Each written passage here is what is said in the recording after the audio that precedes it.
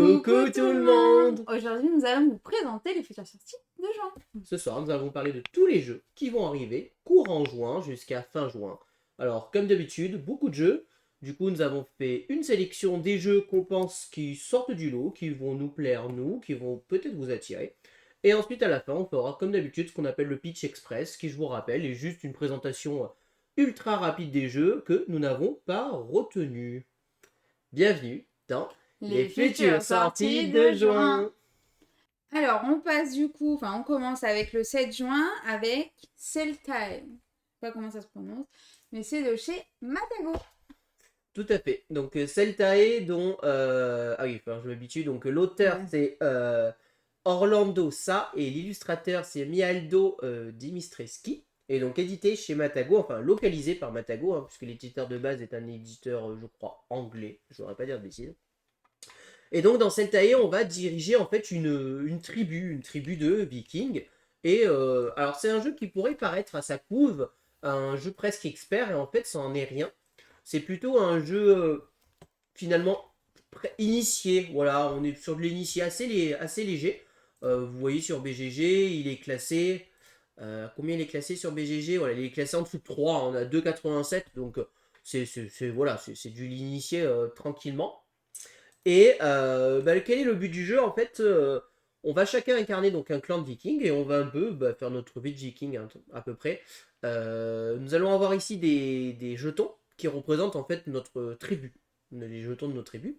Et un tour de jeu, qu'est-ce que c'est? C'est qu'en fait on va se décaler sur la gauche à chaque fois, on va décaler nos jetons et on fera l'action de là où on se décale. Il y a 4 types d'actions possibles en fait ici là.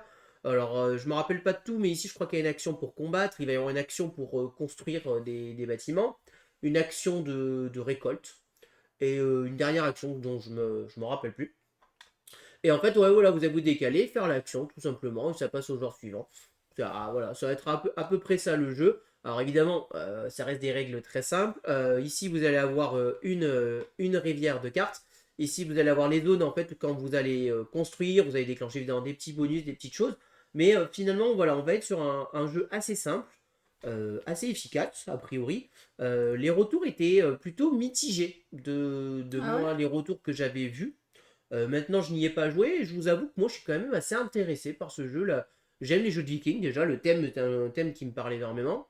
Moi, j'aime la couve aussi. Ouais, voilà, la couve est vraiment très belle, Ouais. faut pas avouer. Et le plateau est plutôt bien... moi, je trouve que le plateau est bien illustré, ça n'a pas l'air d'être surchargé. On remarque bien ici les fameuses icônes, qu'est-ce qu'on va pouvoir faire, etc.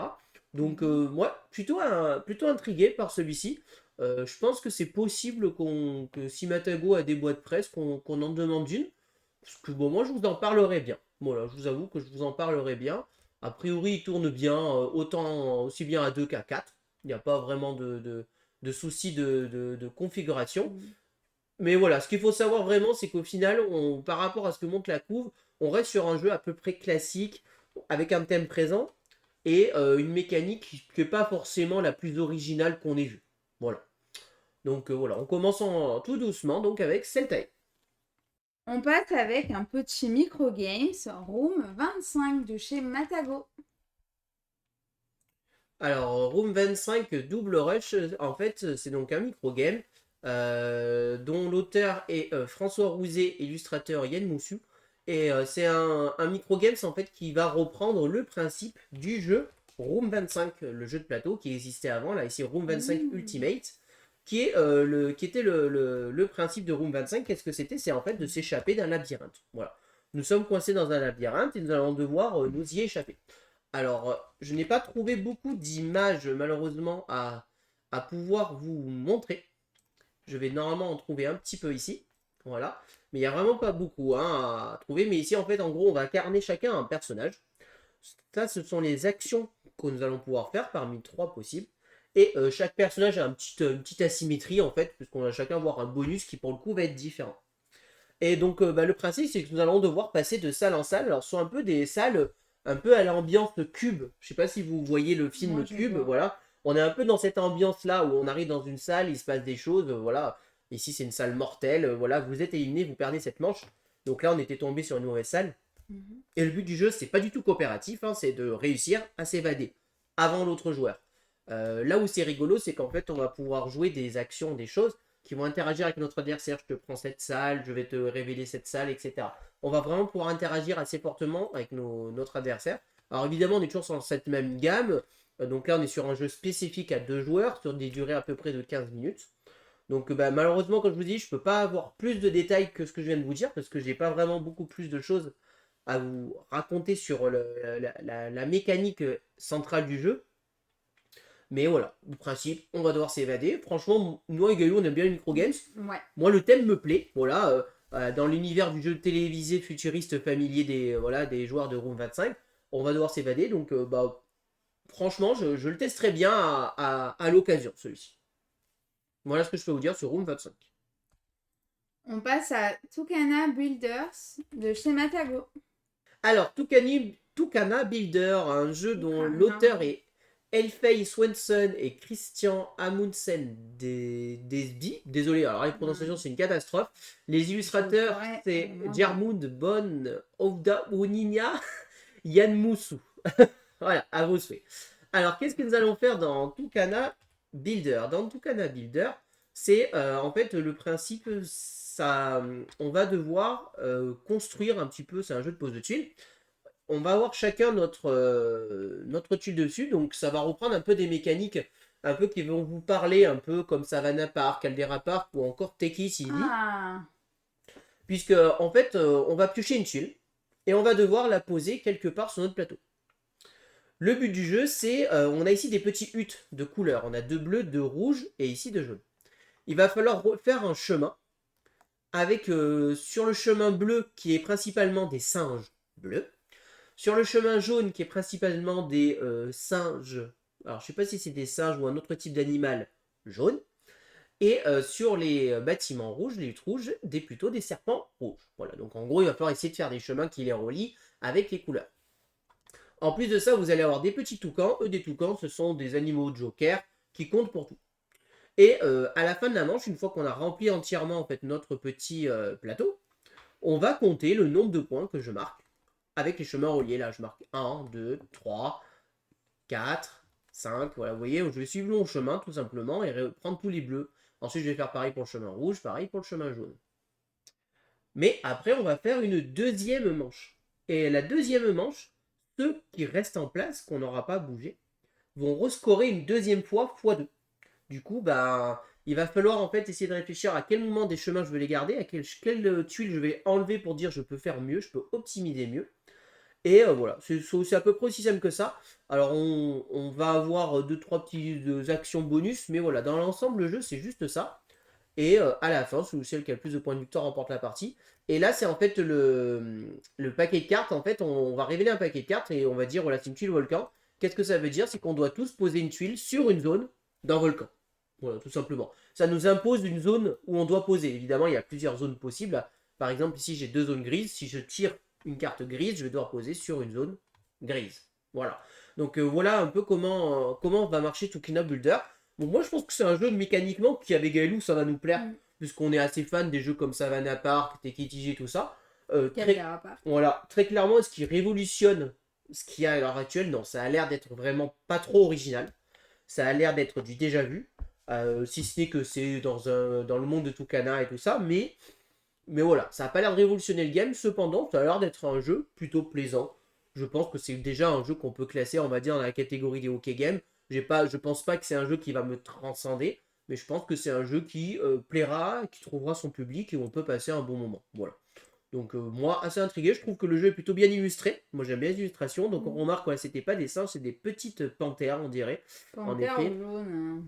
Voilà, et vous voyez que sur le plateau, on a aussi directement des toucans imprimés sur le plat de moto qu'on va essayer de relier évidemment pour marquer des points. Voilà. Alors là, c'est pas très bien joué parce que j'ai beaucoup de rouge alors que c'est une maison bleue, donc je voudrais plutôt du bleu. Mais voilà. Donc vraiment assez intrigué par celui-là. On passe à Décal de chez Gigamic, que on adore.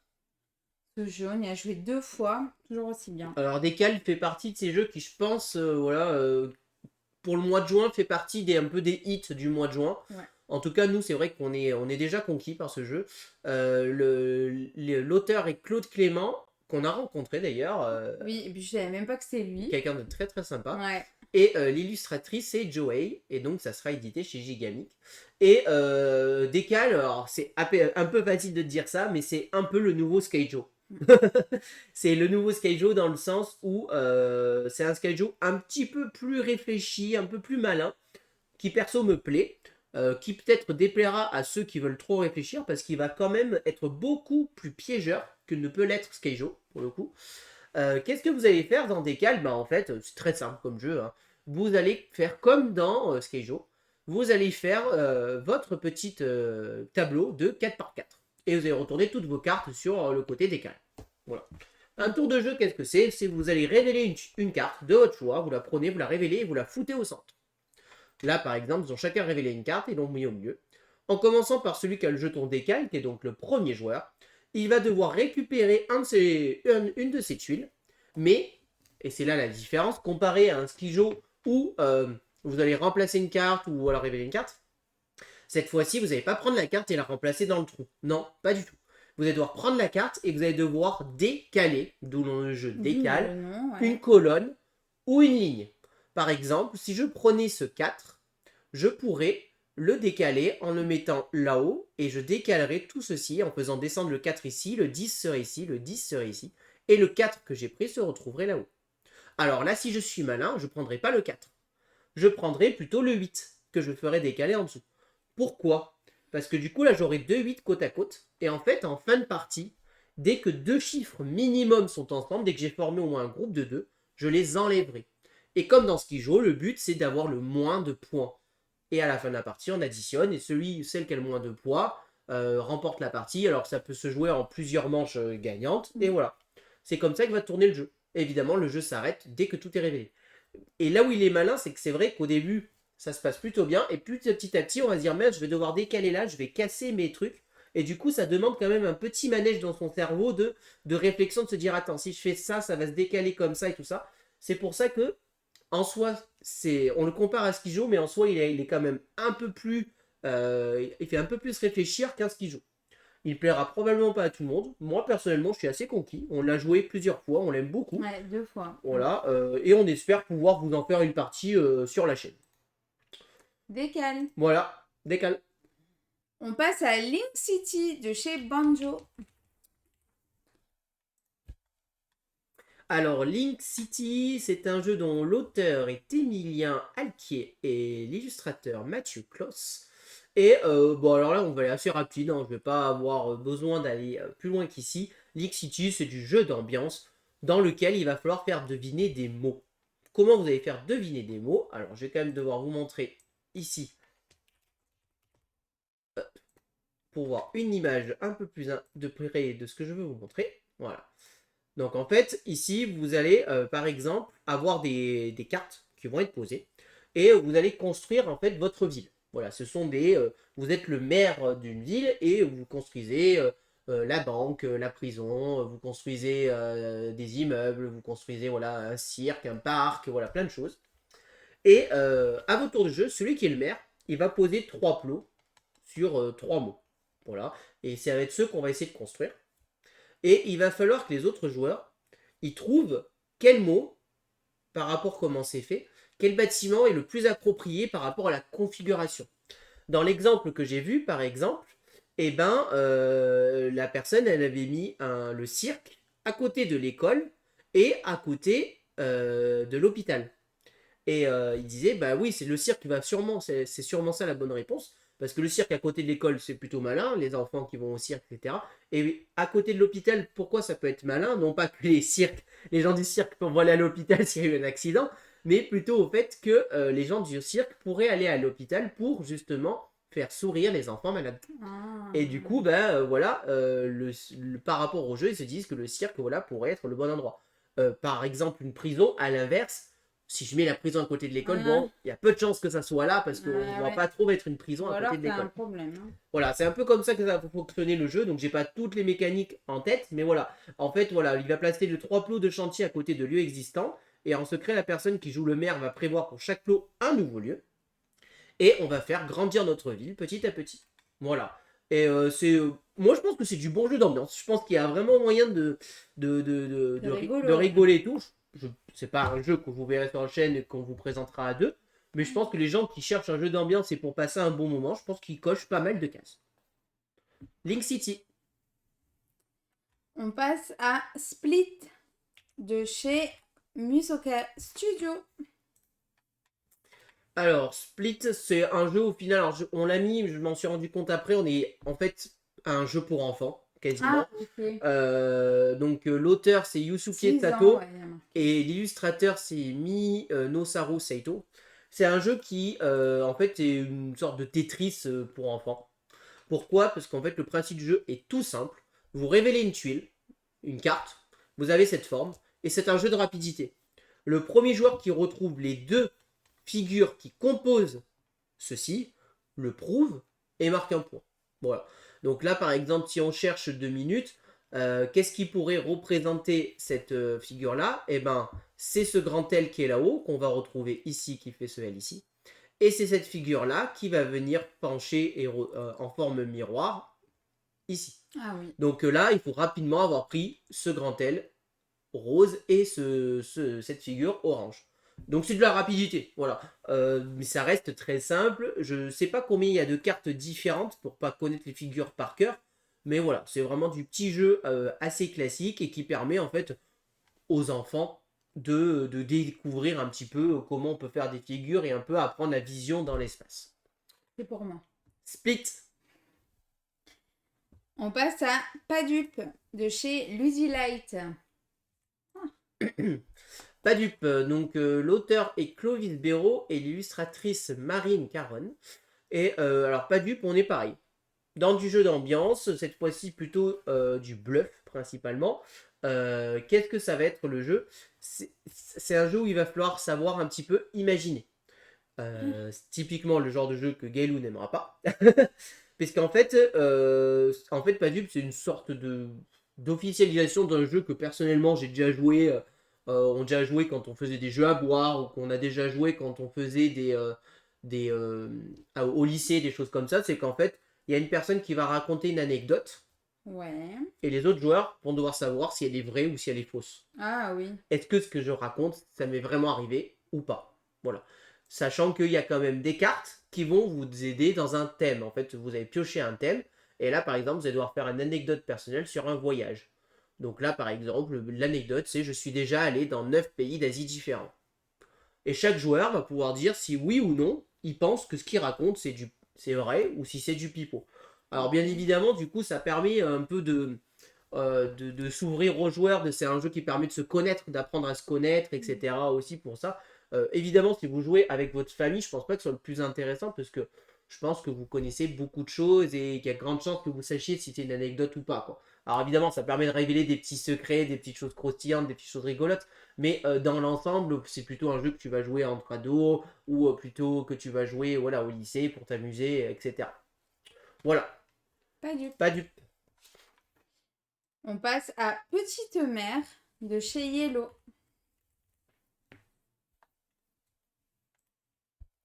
Alors, Petite Mère, l'auteur c'est Torben Ratzlaff et l'illustrateur c'est Torben Ratzlaff. Donc ce sont les deux, enfin l'auteur est aussi l'illustrateur. Et Petite Mère c'est un jeu coopératif de placement de tuiles.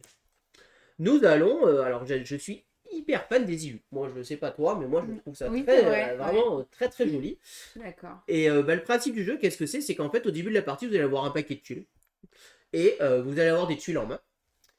Et le but, c'est de construire un peu son îlot de sa mère. Alors, c'est un peu plus complexe que ça. En fait, vous allez avoir des actions à votre tour qui sont au nombre de 3, si mes souvenirs sont bons. Et il va falloir construire son paysage pour marquer des points. Comment vous allez marquer des points? Il va falloir que les tuiles, par exemple comme celle-ci, elles soient complètement entourées. Alors, complètement pas en diagonale. Il faut qu'elles soient complètement entourées orthogonalement pour scorer. Et vous marquerez des points sur ces tuiles. Évidemment, vous marquerez encore plus de points quand il s'agit de phares, quand il s'agit de pylônes. Par exemple, ce pylône-là, il va marquer des points parce qu'il est bien orthogonalement plat. Le petit twist, c'est que c'est un jeu où on explore. Je ne peux pas dire, je pose une tuile et je vais la poser là-haut.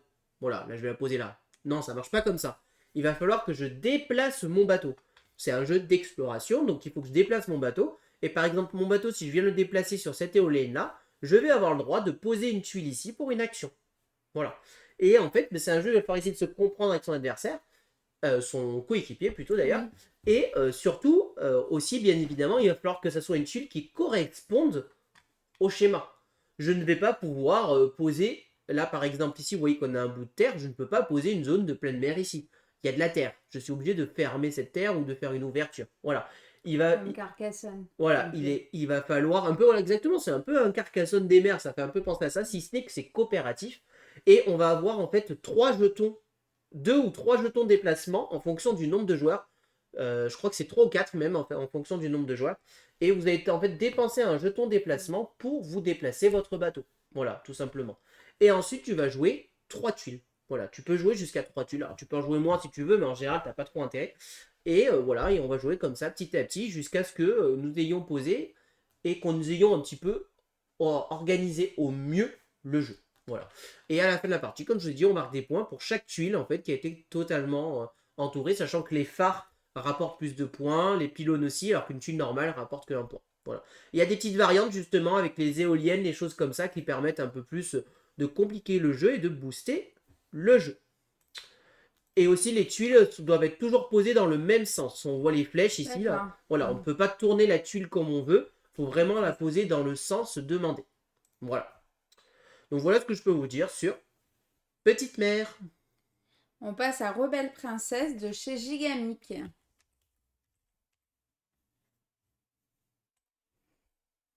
Rebelle Princesse. L'auteur est Daniel Byrne et Gérard Guerrero. Et l'illustrateur est Alfredo Carretz. Alors encore une fois, la gamme des jeux biseautés, cette fois-ci on est sur un jeu de pli. Un jeu de pli on ne peut plus simple. Nous sommes des princesses et nous ne voulons pas avoir de prince. Il faut donc essayer de récupérer des plis en ayant le moins de princes possible dedans. À chaque fois que je récupérerai des princes, je marquerai des points et je ne veux pas marquer de points puisqu'à la fin de la partie, ceux qui ont le moins de points, c'est ceux qui gagneront. Donc voilà, ce sont des points qu'on ne veut pas. Alors il y aura des cartes prince classiques, il va y avoir une carte prince un peu particulière qui est la grenouille, qui est une carte qui vaut pour 5 princes, donc que personne ne veut. Et sinon, on est sur un jeu assez classique de pli. Je joue de la couleur, je suis obligé de jouer de la couleur. Et si je ne peux pas jouer la couleur, on va pisser, ce qu'on appelle, c'est-à-dire il n'y a pas de coupe dans ce jeu. Et voilà, je récupère pas les plis. Il va falloir essayer de deviner un petit peu comment on va faire notre petite popote. Et voilà, on va essayer d'éviter. Donc c'est vraiment un jeu de plis assez standard, mais avec vraiment cette mécanique de je ne veux pas gagner de plis, je veux plutôt en perdre en fait. Et donc il va falloir jouer d'une autre manière qu'on va avoir l'habitude en fait, pour ne pas marquer de points. Voilà. Donc nous, c'est pas un jeu qui va être pour nous, voilà, parce que les jeux de pli, 3 joueurs, etc. Mais en tout cas, c'est un jeu qui a plutôt la cote et qui plaît qui a trouvé son public. Voilà ce que je peux vous dire sur Rebelle Princesse. On passe à Aniwa de chez Mizoka Studio. Donc Aniwa, beaucoup de petits jeux, on sent que l'été arrive. Voilà, on sent que l'été arrive et qu'on est sur du petit jeu. Les gros jeux sont pas... Il y en aura, mais on sent qu'il y en a quand même moins. L'auteur est Akira Yasuga et l'illustrateur est Oboto. Et donc là, c'est un petit jeu de pose de tuiles, hein, tout simplement, dans lequel nous allons nous affronter pour gagner ce qu'on appelle des gozoku. Qu'est-ce que c'est des gozoku? Ce sont ces tuiles là au milieu. Et en fait, un tour de jeu, c'est très simple, c'est je pose une tuile dans l'une des rangées au choix. Sauf le premier joueur qui peut poser une tuile face cachée, les autres sont joués toutes face visible. Et si j'arrive à obtenir dans ma ligne un nombre égal à 8, je vais gagner un petit bonus, là, qui est à droite. Si je mets supérieur à 8, je perds ce bonus. Si je mets inférieur à 8, elle reste comme ceci, ça fait juste un petit bonus. Et pour gagner en fait les faveurs de ces gozoku, il faudra en fait avoir une plus forte valeur que notre adversaire en face. C'est à peu près aussi simple que ça, donc en fait on va comparer ici les chiffres, là c'est moi, là c'est toi. Et le petit twist c'est qu'en fait à chaque fois qu'on va poser des gozoku ici, nous allons avoir un dé et ce dé va augmenter de valeur. Je pose un 2, j'augmente ce dé d'une valeur de 2. Et à chaque fois qu'il dépasse 6 et qu'il reviendra donc au 1, je marque un point de victoire. Du coup, il va y avoir aussi un jeu dans le jeu, c'est à quel moment je les pose pour essayer de marquer des points grâce au dé. et à quel moment je les pose pour me dire je veux être majoritaire et je veux choper mes points, en fait, tout ça. Voilà. Donc voilà, c'est aussi simple que ça, Aniwa, c'est assez rapide, assez efficace. On est clairement sur des jeux de l'été, voilà. Aniwa. On passe à Backstories de Seul sous la glace de la boîte de jeu. Alors, Backstories, donc Petite pépite. l'auteur est Anthony Perron, Jules Messot, Jérémy Ducré et Benoît Bagné, et l'illustrateur est Cyrielle Bertin. Tout à fait. Backstory, c'est un jeu de pot and click. Un jeu pot and click où l'immersion est vraiment Total. très forte. Voilà. Et vous allez vivre une aventure. Voilà.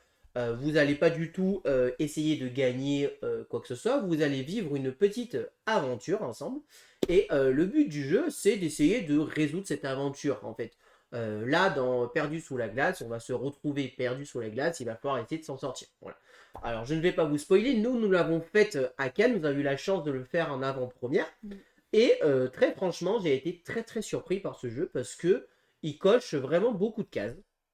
Il est très simple à expliquer, c'est 5 minutes de règles, et vous êtes plongé vraiment dans cet univers avec des choix vraiment décisifs. Et ce que je trouve très bien dans ce jeu, c'est qu'en fait, il va y avoir des choix que vous allez pouvoir faire. Et vous dites, mais alors ça va, je vais faire ça, il va rien m'arriver de mal, c'est bon, c'est un jeu. Eh ben, croyez-moi que si, ça va pas bien se passer si vous faites n'importe quoi. Voilà. Le jeu ne vous pardonne pas. Si vous avez décidé de faire une connerie, vous avez fait une connerie. Voilà, il faudra l'assumer. Hein, et voilà, je ne vais pas vous le spoil. Nous, on n'a pas fait de bêtises, nous avons gagné notre aventure. Mais ça a été compliqué. Il y a des choix, il y a des moments, croyez-moi, il faut réfléchir 2 minutes avant de faire une bêtise, je vous le dis. Hein, voilà. Donc c'est vraiment assez malin. Moi j'ai vraiment beaucoup aimé. Comment il fonctionne en fait le jeu, c'est que dedans vous allez avoir des petites cartes qui sont des cartes action. Là par exemple, je vais pouvoir ramasser quelque chose, je vais pouvoir parler. Et en fait vous allez avoir des lieux. Par exemple si je veux ramasser quelque chose dans ce lieu, je vais prendre cette carte, je vais la retourner et je vais poser dessus. Et là ici je vais voir ce qui s'y passe.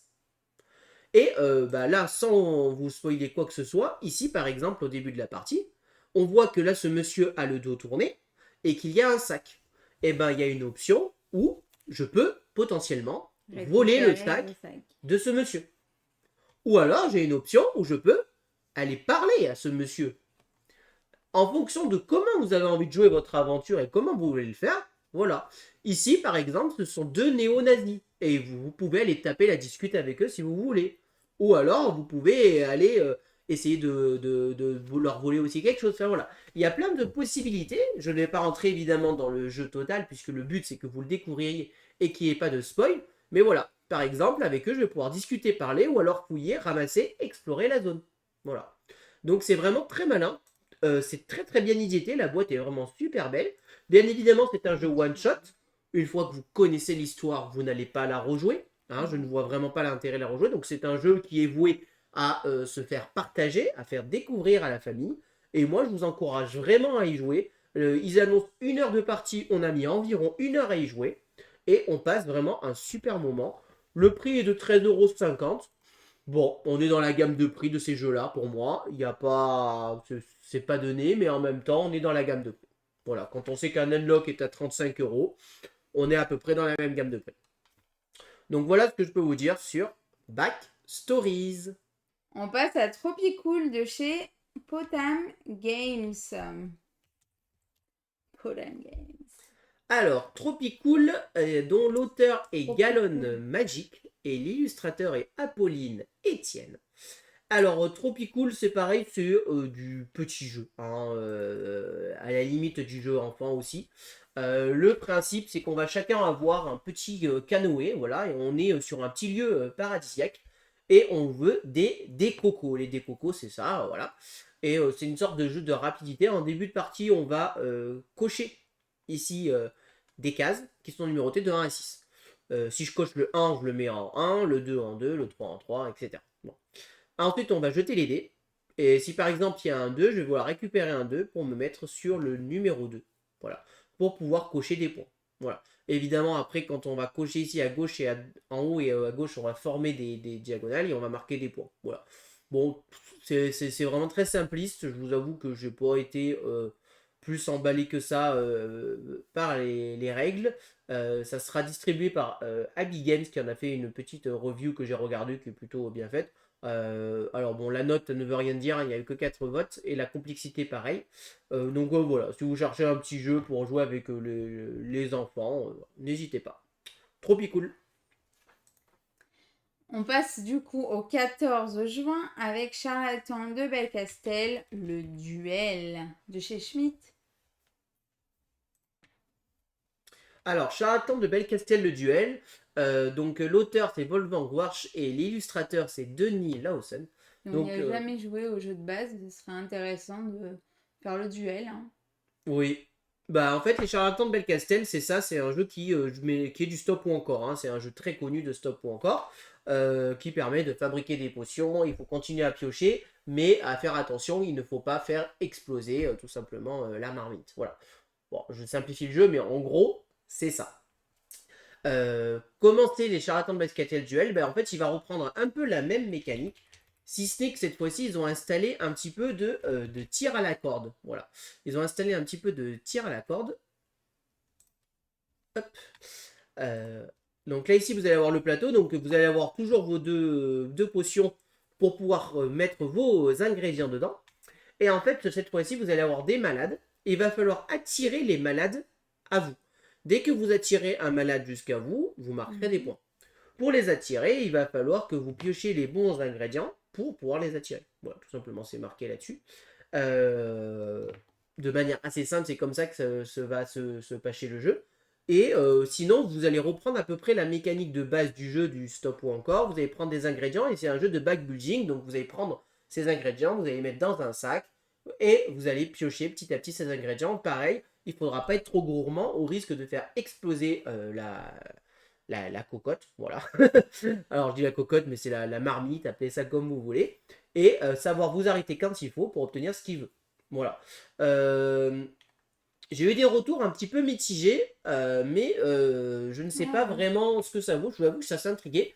Et c'est vrai que c'est un jeu qui coche toutes les cases pour notre chaîne. C'est un jeu de joueurs. J'ai bien envie de l'essayer. Donc on verra à l'occasion. C'est pas forcément. Je n'avais pas demandé. C'est Pixies qui distribue avec Schmitt ça.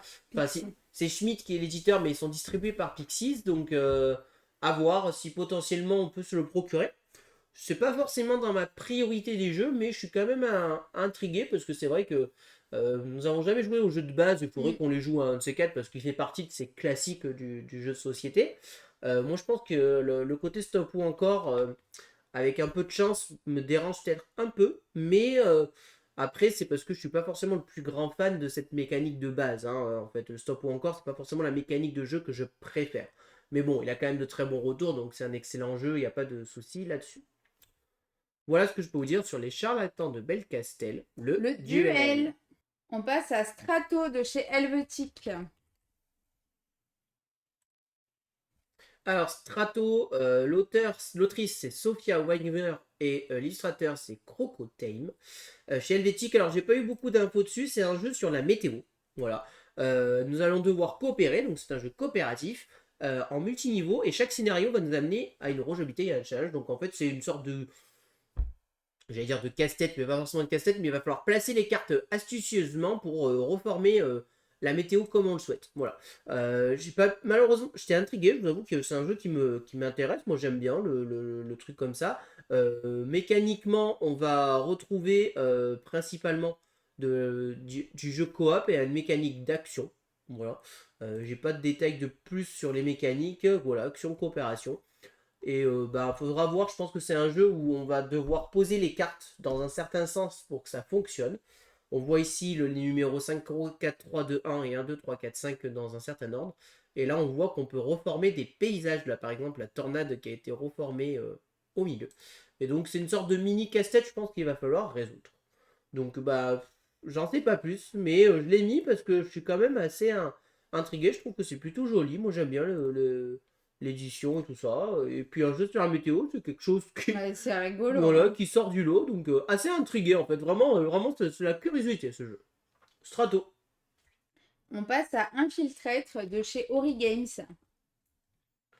Alors, Infiltrate, je vais pas rester très longtemps parce que je vous l'ai déjà pitché la dernière fois. Je l'ai juste remis pour vous le rappeler qu'il arrive. Donc, l'auteur, c'est John Keane et Liam Keane. Et l'illustrateur, c'est Mel Soon.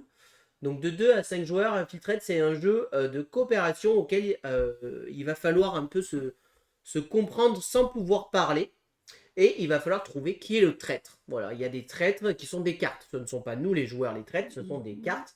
Et il va falloir retrouver les traîtres, tout simplement. Et comment on va les retrouver? On va se donner des indications à nos adversaires, enfin nos coéquipiers, pour en fonction de comment je prends la carte et que je lui montre, je vais lui montrer une action possible. Et lui dire, bah voilà, celui-ci, mon traître n'est pas jaune, mon traître n'est pas un numéro à 2. Et à force, avec, c'est un jeu de déduction, hein, à force, on va pouvoir déduire des indices et savoir identifier un trait. Et quand on pense avoir identifié un trait, on prend le pistolet, on tire sur le personnage qui représente le trait. Et à ce moment-là, oui ou non, on a raison. Et le but, c'est de retrouver tous les traîtres. Et vous voyez qu'on a un nombre de balles limité. Donc, le but, c'est d'essayer de trouver le traître avant d'avoir perdu toutes les balles, en coopérant au maximum. Il y a plusieurs niveaux de difficulté, avec des missions progressives. Voilà. Et donc il y a même un mode de campagne ou alors un mode partie unique. Et vous allez vous développer petit à petit. Voilà, donc c'est pas un jeu narratif, hein, attention, même si c'est un mode campagne, là, ça reste très léger. Mais voilà, le principe c'est vraiment ça. Voilà comment est mon traître, je vais pouvoir donner des indices. Donc en fait, les cartes ici on voit pas, mais il y a des numéros et c'est comme ça qu'on va pouvoir se donner des indices. Voilà, infiltrate. Ensuite, Leaf de chez Lucky Duck Games. Et regardez-moi cette couve. Comme elle est sublime. Leaf, berceau d'automne. Berceau d'automne, tout à fait. Alors, l'auteur est Tim Eisner et l'illustrateur Angela Risa. Alors, Leaf, alors, oui, encore un jeu sur la nature. C'est vrai. C'est vrai que les jeux sur la nature, il y en a beaucoup. Mais celui-ci, je trouve qu'il a une mécanique. Alors, je sais pas si c'est innovant ou si c'est malin de le fait de l'avoir mise comme ça. C'est un jeu finalement de pose de tuiles, sauf que les tuiles ne sont pas vraiment des tuiles, ce sont des feuilles. Et vous allez construire votre parterre de feuilles. Alors c'est un jeu pas du tout coopératif, là cette fois-ci c'est compétitif. Et mon tour de jeu c'est quoi? C'est je vais poser une feuille et je vais devoir connecter les pointes de ma feuille pour faire les actions. Tout simplement. Si je connecte les actions, je fais les actions de la couleur associée. Et à ce moment-là, chaque action a un petit truc. Il y a une action, on va pouvoir monter notre écureuil dans l'arbre pour gagner des bonus. Une action, nous allons pouvoir gagner des cartes animaux. Il y a une action, on va pouvoir gagner des ressources. Et le but du jeu, c'est de cumuler un maximum de glands. Les glands étant les points de victoire. Et c'est ça sympa, c'est qu'on va voir ce parterre de feuilles se poser petit à petit. Et pouvoir poser aussi sur ces feuilles des petits champignons, des petites choses comme ça. Et c'est vraiment, enfin moi je trouve ça, j'ai trouvé ça très original. Le thème ne l'est pas, parce que le thème sur la nature, c'est clair qu'il y en a. Voilà, on en voit en ce moment, c'est le thème à la mode, et c'est vrai que on commence à en avoir peut-être un peu trop, mais là j'ai trouvé que mécaniquement c'était assez intéressant, même si peut-être ça a été calculé pour que ça ressemble à des formes de feuilles et qu'au final ils auraient pu très bien faire ça avec des tuiles classiques. Et ben moi je trouve c'est ça qui m'a attiré, voilà, ouais, c'est ça, c'est stylé, c'est ça qui m'a attiré dans ce jeu. Ce jeu, on va le recevoir. Donc, on vous le présentera dès qu'on le reçoit. Mais vraiment assez impatient de vous le présenter parce que moi, j'aime beaucoup la couverture qui est jolie avec voilà, chose comme ça. Alors, l'arbre, pour le coup, est un peu plus classique, un peu moins raffiné, je trouve. Mais voilà, c'est vraiment ce côté parterre de feuilles qui se forme que je trouve assez sympa. Leaf. Leaf. Ensuite, Happy Corgi, ou Corgi, je sais pas, de chez Musoka Studio. Alors, il y a pas mal de petits jeux qui sortent chez Musoka Studio. Donc là, Happy Corgi de chez Pascal Bernard, illustrateur et Curib Studio et Julien Marpi. Alors là, c'est un jeu où on va jouer, voilà, on va être dans l'univers des corgis. Donc pour ceux qui ne savent pas ce qu'est les corgis, c'est une race de chiens. Et voilà, on va incarner ces petits chiens qui ne sont pas du tout courageux, mais voilà, hilarants comme ils disent. Et notre tour de jeu, vous voyez, c'est écrit dessus. C'est en fait, je vais prendre une carte action que j'ai dans ma main. Je vais la déplacer, ça va me permettre de déplacer mon corgi sur un lieu et je vais déclencher l'effet du lieu. Voilà. À ce moment-là, je vais dépenser des cartes actions pour faire des activités et je vais gagner des câlins. Et il faut au moins 10 câlins pour gagner la partie. Donc c'est une course au final, hein, c'est une vraie course. Alors ça pourrait paraître enfantin, mais c'est pas un jeu totalement pour les enfants, enfin c'est à partir de 8 ans. Et si jamais vous pouvez pas faire une activité, à la place, vous allez mettre un caca voilà, sur le lieu pour dire Hyper il va ambiance. falloir nettoyer ça. Voilà. Bon, c'est un petit jeu rigolo. Voilà, bon, c'est pas forcément trop pour nous, ça je vous le cache pas. Mais voilà, si jamais ça vous intéresse, voilà. Happy Corgi. On passe à Amritsar, le temple d'or de chez Ludonova. Alors, Amritsar Star, C'est trop beau. l'auteur est David Erasping et l'illustrateur Guillaume Ping. Bertumio. Chez Ludonova, qui est distribué par Asmodée. Donc, Amritsar, c'est un jeu plutôt expert, pour le coup, initié expert. Et le principe, nous allons nous balader, en fait. Je vais me balader. Il va y avoir un petit principe de Awale dedans.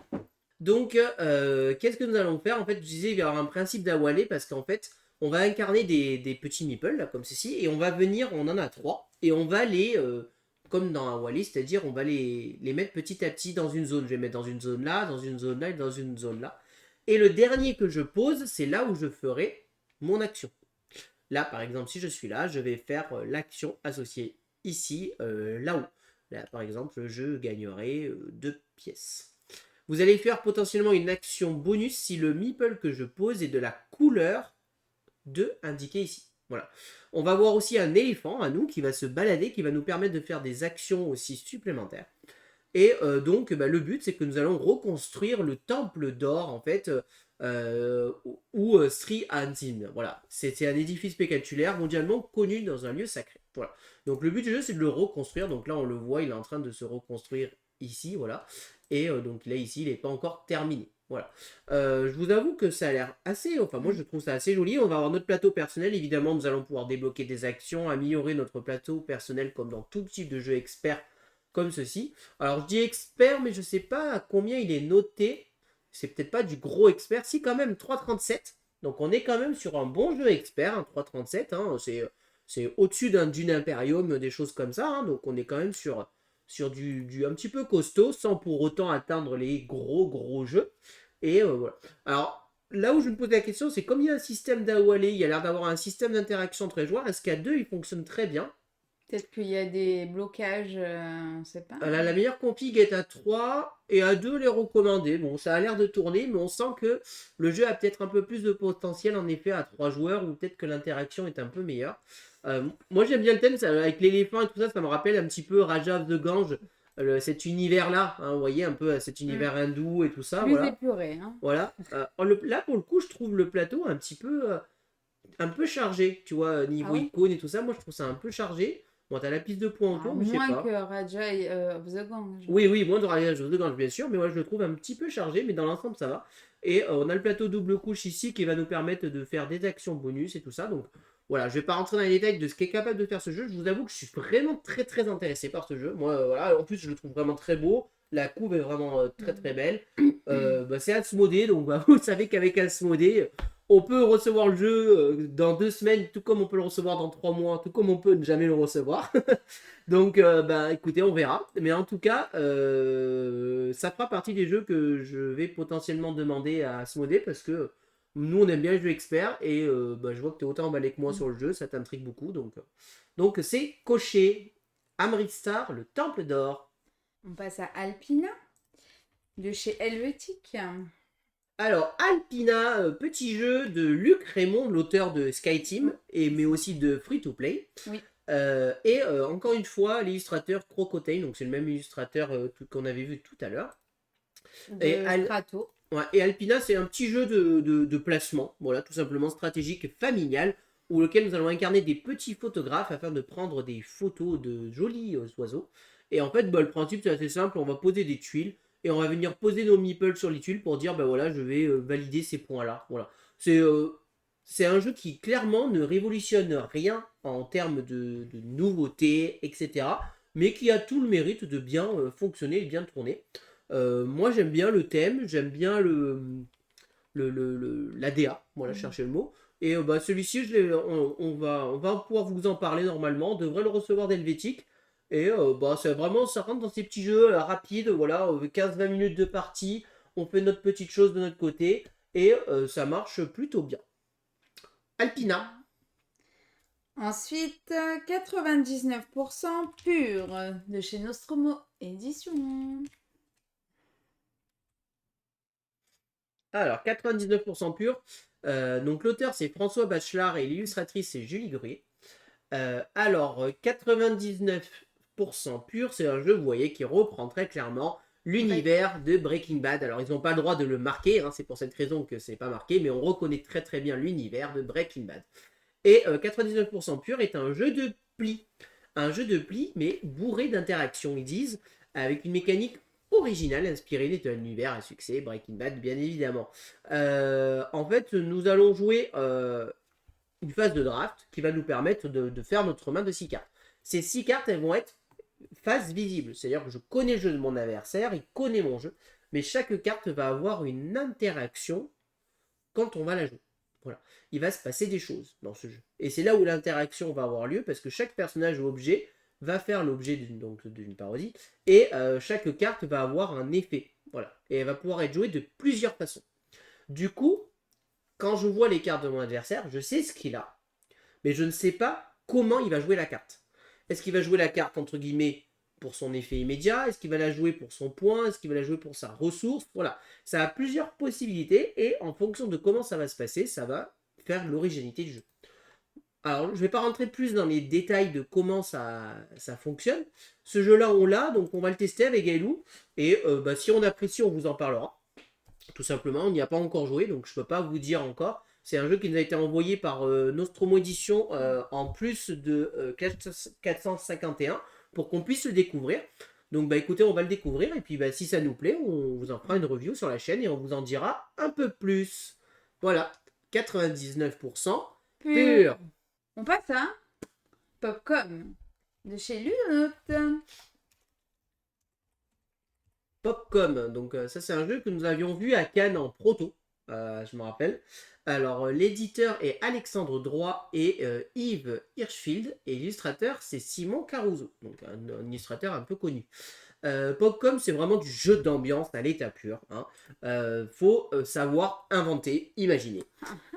Par exemple, là, vous allez avoir un joueur, il va dire on fait appel à nous pour trouver le titre de ce livre. Donc, un éditeur de livres d'éveil sort un bouquin pour apprendre aux tout petits à faire leurs besoins proprement. À nous d'inventer une histoire qui soit la plus crédible possible, tout simplement, et la mieux, et qui sera préférée. Ça sera un système de vote, hein, tout simplement. Et voilà, donc là, par exemple, ils disent qu'on va pouvoir rédiger des slogans, dessiner des logos, prendre la pause, jouer la comédie, faire la voix off d'une publicité. Voilà. C'est vraiment du jeu d'ambiance, c'est-à-dire qu'en vrai, on s'en fout un peu de qui fera le meilleur truc, c'est plus, on a envie de découvrir un petit peu qu'est-ce qui va se passer, comment on va passer un bon moment, etc. Donc ça c'est vraiment le genre de jeu que tu peux jouer à l'apéro ou alors en fin de repas, voilà, etc. C'est vraiment juste, on va stimuler notre créativité, comme c'est écrit là. Et voilà, et alors, en fait, le principe, c'est qu'on est une agence de Popcom, et donc voilà, c'est pour ça qu'on va devoir un peu faire des sortes de pubs, des choses comme ça. Voilà, alors bon, c'est pas un jeu que vous verrez sur la chaîne, mais je pense que typiquement, c'est des jeux qui fonctionnent très bien en barrage. Voilà ce que je peux vous dire sur Popcom. Popcorn. On passe à Mega Jackpot de chez Tiki Édition. Alors, Méga Jackpot, la chance est aux audacieux. L'auteur est Terwan Morin et Yann Morin, et l'illustratrice, c'est Vidou. Alors, Mythic Jackpot, c'est vraiment du jeu de hasard, hein, voilà. Ne cherchez pas de stratégie ou quoi que ce soit. C'est vous avez de la chance, vous allez gagner, vous n'avez pas de chance, vous allez perdre. Mais là, c'est totalement assumé, hein, c'est le méga jackpot. Comment ça va fonctionner? Vous allez avoir en fait 3 paquets de cartes qui sont voilà comme ceci, comme dans la machine à sous, hein, les trois traits. Ici, par exemple, j'ai un anneau, une pomme, et c'est l'équivalent d'un 7. Et au-dessus, vous avez la machine. C'est l'équivalent, en gros, quand vous voyez ici, que vous cliquez sur la machine et vous essayez de révéler. Bon, vous avez quand même un peu des indices. Vous savez que derrière cette carte, c'est ou une pomme, ou ce Lego. Sous cette carte, vous savez que c'est ou un tapis, ou un anneau. Et sous cette carte, vous savez que c'est ou un 7, ou un diamant. Vous allez pouvoir prendre un nombre de cartes du paquet au-dessus, celle du dessus seulement, hein, pas d'autres, une, deux ou trois, et les retourner en simultané pour essayer d'obtenir un jackpot. Par exemple là, monsieur est très joueur, il avait déjà un 7 et il a tenté de retourner ces deux-là pour obtenir les 2 7. Mais derrière, il va peut-être avoir une pomme et un diamant. À ce moment-là, deux possibilités. Ou alors, vous avez perdu et ça passe au joueur suivant. Ou alors, vous avez réussi et à ce moment-là, vous récupérez les 3 cartes. Et là, là c'est très fort. Vous faites un jackpot de 7, vous marquez 3 x 7, 21 points. Donc, c'est plutôt pas mal. Sinon, vous allez avoir une autre variante pour faire ce qu'on appelle le méga jackpot. Et pour faire le méga jackpot, c'est-à-dire qu'une fois que vous avez gagné ça, vous pouvez dire non, je suis encore plus joueur. Je les enlève, les 21 points, je les enlève, je le mets là dans ce tas et je tente de retourner une des tuiles. Il y a 4 tuiles. Il y en a une, c'est une tuile génie et les 3 autres, ce sont des tuiles singes. Si vous obtenez une tuile singe, vous avez tout perdu. C'est le jeu. Si vous obtenez la tuile génie, vous avez tout gagné, vous récupérez tout le contenu de la barque. Et donc là, vous récupérez vos 21 points, plus tout ce qu'il y avait dedans. Donc voilà, c'est vraiment du jeu pour être joueur, hein, c'est du jeu de hasard. Voilà, si vous cherchez un jeu pour passer un bon moment sans aucune prise de tête, si ce n'est de j'essaye de m'amuser, y mettre stop ou encore, en effet, avec le principe est-ce que je m'arrête ou je continue, mais voilà. Méga jackpot. Coucou Maman, comment tu vas? Ouais, c'est ça, un jeu pour les interdits casino. Mais en vrai, je trouve le concept totalement assumé et super drôle. Moi, ça me plaît quand c'est assumé comme ça. On passe à un Age Contrived de chez Pixie Games. Non, AGE. Alors, An Age Contrive, donc l'auteur est Chris Matthew et l'illustrateur Serena Maylon. Alors, An Age Contrive, c'est du jeu de programmation et d'engine building principalement. Le principe du jeu, vous allez devoir reconstruire des monuments. Là, vous voyez ici, ils sont reconstruits. Le but du jeu, c'est de devoir les reconstruire. Pour les reconstruire, vous allez en fait avoir votre plateau personnel. Et à votre tour de jeu, vous allez avoir deux actions possibles. Ou vous allez faire une action un peu de recharge, je vais appeler ça. C'est-à-dire que vous allez prendre une tuile, vous allez pousser tout le reste. Et dans la tuile que vous venez de mettre, vous allez remettre votre énergie. Vous rechargez. Ou alors, vous allez pouvoir faire une action. Alors, parmi les actions, évidemment, il y aura les actions se déplacer, etc. Vous allez pouvoir des actions pour construire des monuments. Pour construire des monuments, il faudra prendre des jetons énergie que vous placerez dans les monuments devant vous pour reconstruire une partie du monument seulement. La partie s'arrête quand tous les monuments ont été reconstruits. Voilà. Alors, je ne suis pas rentré dans les détails des règles. Évidemment, c'est bien plus profond que ça. Puisque là, ici, vous allez fabriquer votre moteur. Vous allez avoir les actions qui se situent justement en dessous que vous allez pouvoir faire. Il n'y a pas que construire des monuments. Hein, vous allez pouvoir gagner des ressources. Vous allez pouvoir vous déplacer. Et je ne sais plus précisément tout ce qu'on peut faire. Hein, vous allez pouvoir faire pas mal de choses. Vous allez avoir ici aussi une petite piste pour dire, voilà, je vais marquer des points en mettant des choses ici. Voilà, c'est vraiment assez sympa. Le matos est assez quali. Puisque là, vous allez faire du coup, voilà, c'est aimanté et du coup, ça va faire des monuments en 3D. Bon, évidemment, c'est un jeu qui a un certain prix du coup, puisqu'on est à 68 €. Mais voilà, c'est vraiment un matos assez sympa, du bon jeu expert comme on les aime. Noté à, je crois qu'il est quand même pas mal noté sur BGG. On est à 3,55. Donc voilà, on est quand même sur un bon petit jeu. Bon, vous savez, les jeux experts, je suis assez attiré, donc j'ai bien envie d'essayer. J'ai contacté Pixie, peut-être qu'on recevra une boîte, mais je peux pas vous le garantir. Mais en tout cas, si on reçoit une boîte, on vous le présentera avec plaisir. Un Age Contrived. Axo de chez Gigamic. Encore avec la belle boîte bisutée. Ouais, là, c'est Gigamic sort toutes ses boîtes bisutées le même mois. Là, ça y est, ça sort, ça y va. C'est l'été. C'est l'été, exactement. C'est les jeux de l'été, hein, de toute manière. Donc, Axo, c'est vraiment du jeu très très simple pour le coup. Donc, l'auteur, c'est Simone Greco et Marco Rava. Et l'illustrateur, c'est Luigi Defed. Et là, c'est un jeu qui va mélanger, entre guillemets, j'ai envie de dire, le Morpion et le Tetris. Mais pas vraiment le. Ça va vraiment avoir un côté un petit peu Super Mega Lucky Box au final. Parce que le principe, c'est que vous allez révéler une carte. Vous allez prendre une carte de votre main. Par exemple, j'ai utilisé celle-ci, je vais la mettre là. Ça, c'est la forme qu'on peut cocher. Chaque joueur va pouvoir cocher cette forme-là, en mettant la forme sur son dessin et en cochant les croix. Le but, c'est de terminer ces feuilles. Comme dans Super Mega Lucky Box, il va falloir terminer ces feuilles. Sauf que quand vous faites la forme, vous allez pouvoir donc faire la forme à l'endroit, mais vous n'allez pas pouvoir cocher toutes les cases comme vous voulez. Il va falloir, en fonction si c'est triangle, carré ou rond, cocher dans un certain sens. Quand vous finissez une ou deux feuilles ou trois feuilles, vous marquez des points, tout simplement. Et évidemment, vous en reprenez des nouveaux. Mais il va vous marquer, par exemple, si vous finissez une feuille, vous marquez un point. Si vous finissez deux feuilles, vous marquez 3 points.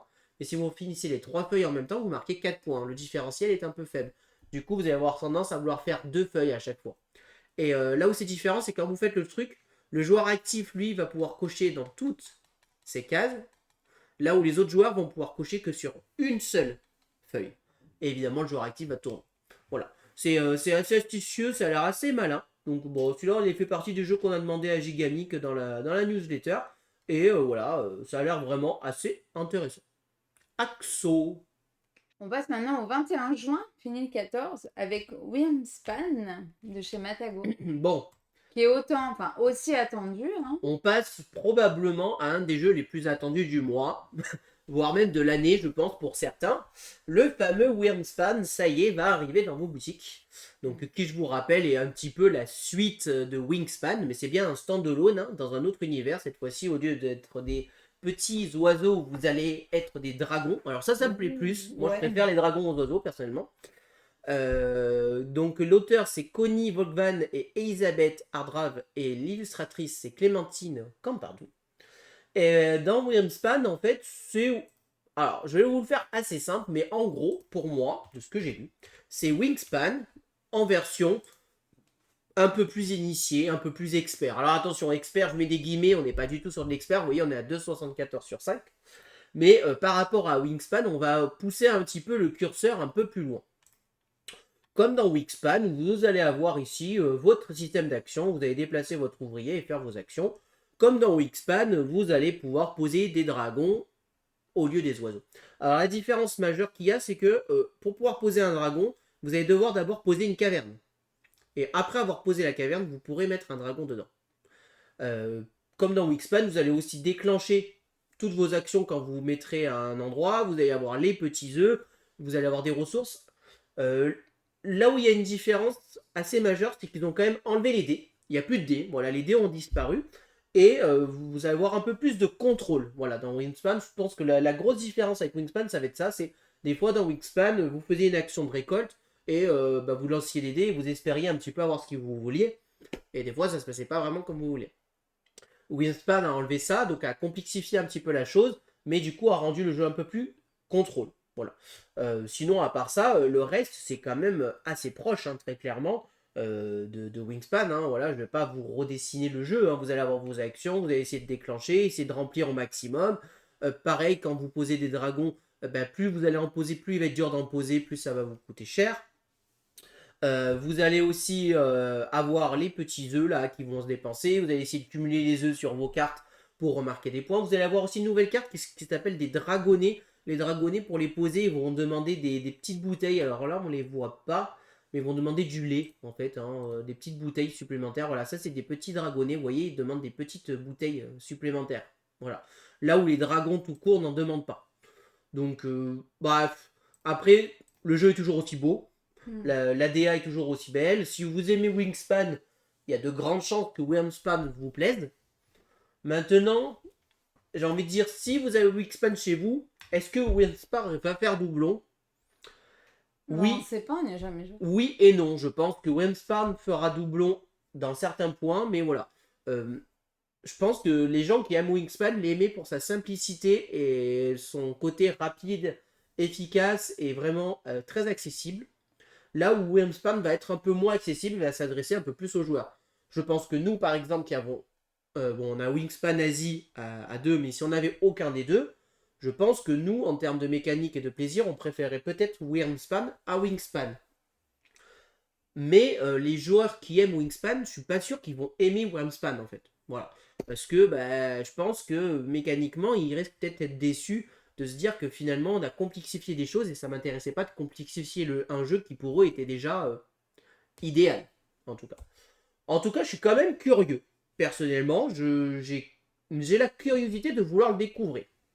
Parce que j'y ai pas joué et que j'ai quand même envie et que je suis a priori persuadé que c'est quand même un jeu qui va me plaire. Là-dessus, je suis pas inquiet que Wingspan est un bon jeu qui va me plaire et qu'il est quand même suffisamment différent de Wingspan. Et moi, en effet, j'aime bien les jeux avec un peu plus de contrôle. Et voilà, c'est vraiment la grosse différence qu'il va y avoir entre les deux. C'est vraiment cette notion de contrôle et de comment je vais déclencher les lignes comme je le souhaite. Mais euh, c'est plus à qui je conseillerais ce jeu. J'ai besoin d'y jouer pour le savoir. Mais je pense que c'est quand même deux jeux qui s'adressent à deux publics finalement différents. Et que du coup, les gens qui ont Wingspan et qui attendent Wingspan, j'ai peur qu'ils soient un petit peu déçus. Voilà. Mais c'est juste, voilà, c'est un a priori, je ne sais pas du tout. Après, je n'y ai pas encore joué. Et bien évidemment que j'ai envie d'y jouer. Donc, on verra si Matago a des boîtes prêtes. Je n'en suis pas persuadé parce que c'est quand même un jeu, une énorme hype et je ne pense pas qu'ils aient besoin de nous pour vendre ce jeu qui va se vendre probablement comme des types. Hein. Mais en tout cas, c'est vraiment un jeu que j'aimerais découvrir au moins une fois. J'aimerais le tester. Voilà ce que je peux vous dire sur Wingspan. On passe à Alibi, le jeu de cartes dont vous êtes les suspects de chez Respel. Ça, en vrai, ça m'intrigue. Parce qu'on est des suspects, on n'est pas le héros. Il n'y a qu'un seul L. Oui. Hop. Mais c'est à partir de 3 joueurs, donc bon. Bah, Alibi, le jeu de base d'Alibi, c'est une sorte de murder party un petit peu revisité. Là, Alibi, le jeu dont vous êtes les suspects, c'est un jeu de cartes. Là, cette fois-ci, ce n'est pas un jeu de murder party. Donc, ils ont essayé de faire quelque chose d'un peu plus roleplay, on va dire. Mais ça reste quand même, voilà, ils disent un mélange entre un jeu d'enquête et du jeu de rôle. Et en fait, chaque joueur va créer, enfin, nous allons créer ensemble une scène de crime. Voilà. Je crois que j'ai pas dit les auteurs, donc c'est Nestal Down, Maxime Deschamps et Émile Denis. Et on va chacun, c'est un jeu où finalement, pourquoi jeu de rôle? Parce qu'en fait, c'est beaucoup l'imaginaire qui va jouer. On va, vous voyez ici, les joueurs vont créer ensemble la scène de crime, les suspects et les indices en s'inspirant des cartes piochées. Un petit peu comme dans Storybox, où quand on voit une carte, on invente une histoire, mais là où Storybox, c'est vraiment un jeu de rapidité et très rapide, là, on va vraiment pousser le curseur beaucoup plus haut sur le côté roleplay et vraiment inventer une histoire. Voilà. Et on va jouer ensemble en fonction des questions, des interrogatoires, essayer de créer un pseudo jeu de rôle en faisant, voilà, on va voter qui est le suspect, qui est le machin et tout ça. Donc, faut quand même, je pense, être assez bon en imagination sur ce type de jeu. Typiquement ce que t'aimes pas. Ah. Alibi, le jeu dont vous êtes les suspects. On passe à la fabrique à rêves de chez Funny Fox. Alors, La Fabrique à rêves, le jeu est dont l'auteur est Antonin Bocara et Romaric Gallonnier et Maud Chalmel aux illustrations. La Fabrique à rêves, c'est un jeu qu'on a J'aime testé. beaucoup la couve. C'est un jeu qu'on a testé à Cannes qui finalement se rapproche assez fortement d'un Perfect World avec un côté un peu plus accessible que Perfect World puisque là, au début, vous allez tirer un thème et tous les mots que vous allez devoir trouver doivent avoir un rapport avec ce thème. Nous, le thème que nous avions tiré, c'était les animaux. Donc, c'était forcément des animaux que nous devions trouver. Et en fait, le principe, c'est que nous allons poser des cartes. Ici, vous allez avoir des cartes et vous allez en prendre une et le poser en dessous de l'un de ces tuiles. Et chaque tuile va rapporter des points. On va pouvoir ajouter des petits bonus. On a 3 petits bonus qu'on va pouvoir rajouter. Et une fois qu'on a tout fait, qu'on a terminé, on prend chacun notre petit calepin et on écrit le mot qu'on pense à chaque fois. Par exemple, là, à perte, océan et pêche. Alors là, je ne sais pas quel est le thème. Hein. Le thème, c'est nuit à la mer. Alors bon, je ne sais pas quel est le thème. Mais perle, océan, pêche, ça me fait penser un petit peu aux coquilles Saint-Jacques, qui contiennent les perles. On pêche les coquilles Saint-Jacques, par exemple. Ouais, les huîtres. Ou les huîtres, voilà. Tu vois, déjà, on ne pense pas forcément à la même chose. Mais voilà. Les deux ont des perles. Je crois que les coquilles Saint-Jacques ont aussi des perles, mais c'est vrai que c'est plus les huîtres. Tu as sûrement raison. Ici, vague et planche. Bon, on peut penser au surf, là. Je pense, voilà. Phare, moteur. Ou au paddle. Ou au paddle. Bah, avec les vagues, le paddle, ça m'étonnerait quand même. Bah si. Un peu mouvementé. La phare, moteur, voyage. Bon, bah là, ça peut être croisière ou bateau, quelque chose comme ça. Chaise, serviette, livre. Bon, bah Transat. là, transat, plage, voilà. Et pour terminer, plume. Oiseau. Bah, oiseau peut-être, ou mouette, si c'est en rapport avec la mer, les mouettes. Voilà. Donc voilà. Et à la fin, en fait, on va marquer des points en fonction du nombre de joueurs qui sont mis 5, tout simplement. Donc ça marche très bien, il n'y a pas de problème. C'est juste que bah Si vous avez Perfect Words à la maison, est-ce que vous avez une raison d'avoir la fabrique à rêve? Je suis pas vraiment sûr. La différence avec Perfect World, c'est qu'il y a directement un thème en fait. Il y a un thème, c'est un peu plus facile, c'est un peu plus accessible. Mais après, voilà, on n'a pas été trop dans le truc, quoi. Bah, en fait, j'ai trouvé qu'il arrivait un peu après la bataille et que malheureusement, Perfect Words avait fait sa place et que bah, je voyais pas où la fabrique à rêve allait trouver sa place comparé à Perfect Words. Mais après, peut-être que les gens me donneront tort. Mm. La fabrique à rêve. On passe à Starship Interstellar avec les extensions que je ne citerai pas, mais il y en a plein. De chez Intrafin. Alors, un petit jeu. Un petit jeu léger, pas trop difficile. Dont David Galsa et Andrea Crespi sont les auteurs, et David Corsi et Kurt Miller sont les illustrateurs. Donc Starship Interstellar, c'est en fait hein, c'est du gros jeu. Là, on est sur du très lourd, très très lourd. Encore dans l'espace, malheureusement, ça c'est, je vous avoue que ça me gave un peu l'espace, mais le jeu me plaît.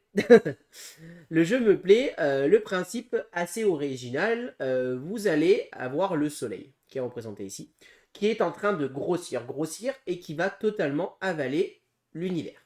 Voilà, qui va tout avaler. Et le but, c'est d'essayer de se barrer, de faire au maximum avant qu'il ait tout cramé. Il y a un petit truc original dans ce jeu, c'est qu'ici, vous allez avoir des planètes, vous voyez, qui sont symbolisées. Et en fait, ces planètes, ce sont des tuiles hein, que nous allons décaler et qui vont tourner autour du Soleil, qui vont symboliser un petit peu le principe de rotation des planètes. Voilà. Ici, vous allez avoir plein de pistes. Alors, oui, c'est un tableau Excel. Hein, on a vu le jeu en vrai, très clairement. On est sur un jeu de tableau Excel. Là, pour le coup, c'est totalement assumé, je trouve. Mais voilà, on est vraiment sur du pur tableau Excel. Et en fait, le cœur du jeu va se passer ici. En fait, nous allons faire des actions par rapport aux planètes. Et ces actions vont nous faire principalement avancer sur des pistes pour marquer des points. Voilà. Je ne vais pas rentrer beaucoup plus sur les détails. C'est un jeu vraiment avec beaucoup de règles, beaucoup d'iconographie, donc je ne vais pas pouvoir tout vous en dire beaucoup plus. Je suis pas le plus grand fan de la couve. Non, moi j'adore la couve. Ah, moi j'avoue que Alors j'aime bien le côté soleil là qui est en train d'exploser et tout. Par contre le bateau là, le bateau, Le bateau, le vaisseau spatial, en fait qu'on est en train de construire, hein, parce qu'en fait mécaniquement c'est qu'en fait nous allons construire un vaisseau spatial pour nous barrer avant que tout explose. Et ben je trouve ça fait vraiment l'impression qu'on l'a foutu au milieu comme ça, mais bon après ça c'est une question de goût. Donc voilà, donc ça va arriver normalement, on devrait le recevoir celui-ci. Donc on vous le présentera. Ça va demander beaucoup de travail, donc je ne sais pas quand est-ce qu'on vous le présentera, mais voilà, celui-ci, si vous intéresse, sachez que nous on le présentera sur la chaîne. Il y a un matos de dingue hein, dans le jeu. Il y a les figurines, les machins, là, tout est dans le jeu. Combien c'est un jeu à 90€, hein, donc, ouais, donc voilà. En même temps, tout ce qu'il a dedans. Starship Interstellar. On passe à Sphinx, je sais pas, de chez Impatience. Alors, Sphinx. L'auteur est David Perkis et l'illustrateur Olivier Derueto. Alors, Sphinx, c'est un jeu coopératif qui peut très bien se jouer en solo ou à plusieurs, où nous allons devoir résoudre des énigmes. C'est un gros casse-tête. Hein, en gros, c'est un gros casse-tête à plusieurs. Vous allez avoir ici des objectifs que vous allez devoir réussir à résoudre en faisant que ces icônes que vous voyez là soient alignées ou en longueur, donc dans les colonnes, ou dans les lignes, en résolvant des objectifs. Et vous allez avoir des niveaux qui vont monter petit à petit. Et vous allez avoir des petites actions, des choses qui vont vous permettre de placer les tuiles pour pouvoir les décaler, les bouger, voilà. Bon, je rentre pas trop dans les détails, c'est vraiment un jeu à énigmes, faut aimer les casse-têtes, voilà, faut aimer les jeux casse-têtes et passer à y coopérer. Sphinx. Tout à l'heure, on était à 99% et maintenant on va passer à 1% de chez Yellow. 1% de Luc Melia et l'illustrateur est Michael Jinkson. Alors là, c'est pareil. Hein, on est sur du jeu de hasard assez fort. Quel est le principe? C'est qu'en fait, vous allez lancer 2d10. Pour gagner, il faut que ces 2d10 ils fassent double 0. D'où le 1%. C'est-à-dire que si vous faites ça, vous avez 1% de chance de gagner. Sauf que au lieu de faire ça et de tenter de lancer, vous allez pouvoir un petit peu temporiser attendre et récupérer des cartes qui vont vous faire augmenter vos probabilités de gagner. Par exemple, vous allez avoir des cartes qui vont vous dire, maintenant, les 5 me font aussi gagner. Maintenant, si je fais une paire, ça me fait gagner. Enfin voilà, j'invente, hein, mais voilà. Des choses qui vont faire changer, et après je lance les dés et il faut que ça se passe bien. Voilà. C'est à peu près aussi simple que ça. Donc c'est vraiment un jeu de Shkumun, comme on dit, et d'ambiance. Voilà. 1%. On passe à Kiva de chez The Flying Games. Et j'adore la couve. Donc Kiva, l'auteur est Johannes Goupy et Guillaume Scholz, et l'illustratrice c'est Camille Chaussy. Alors Kiva, c'est un petit jeu où nous allons devoir attirer des chameaux à nous. Comment nous allons attirer des chameaux à nous? En fait c'est vraiment très simple. Je vais voir si je vois ici mieux parce que c'est un peu petit quand même je trouve. Non, ça marche pas.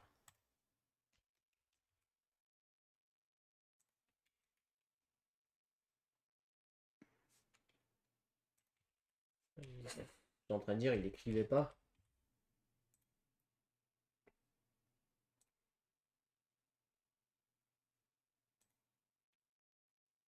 Pas mieux.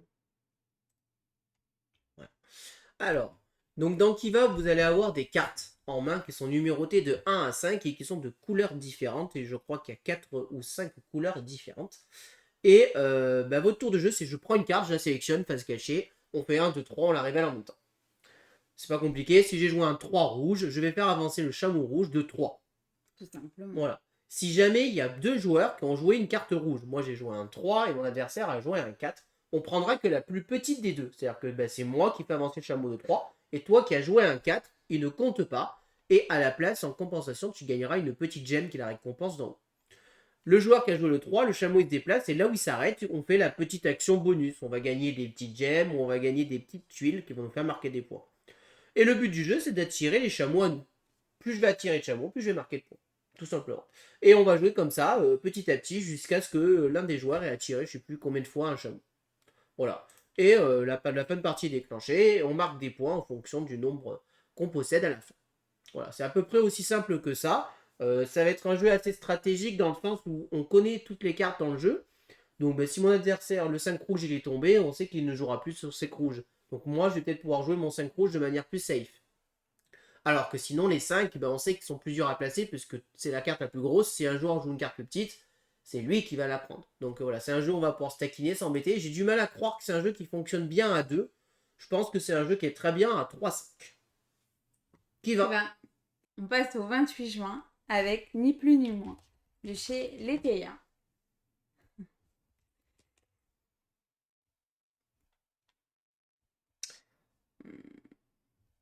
Ni plus ni moins. Ni plus ni moins, donc un jeu de Julien Griffon et Vincent Burger. Alors là, c'est très simple. Hein. Ni plus ni moins, c'est-à-dire qu'en fait, vous allez avoir un chiffre dans votre main entre 1 et 9. Donc, par exemple, j'ai un 4. Il va falloir que les autres joueurs découvrent quel chiffre j'ai dans la main, mais ils ne peuvent pas me dire est-ce que c'est plus que 3, etc. Ils vont devoir trouver des questions qui me donnent une réponse à un chiffre pour pouvoir trouver en un minimum de réponses. Par exemple, ici, première question, est-ce que c'est le nombre de petits cochons? C'est plus. Ah ok, donc ça veut dire que c'est plus que 3 mon nom. Est-ce que ça peut être au plat ou à la coque? Donc là, c'est le temps de cuisson de 9. C'est moins. Donc c'est-à-dire que c'est moins que le temps de cuisson qu'un 9 au plat ou à la coque.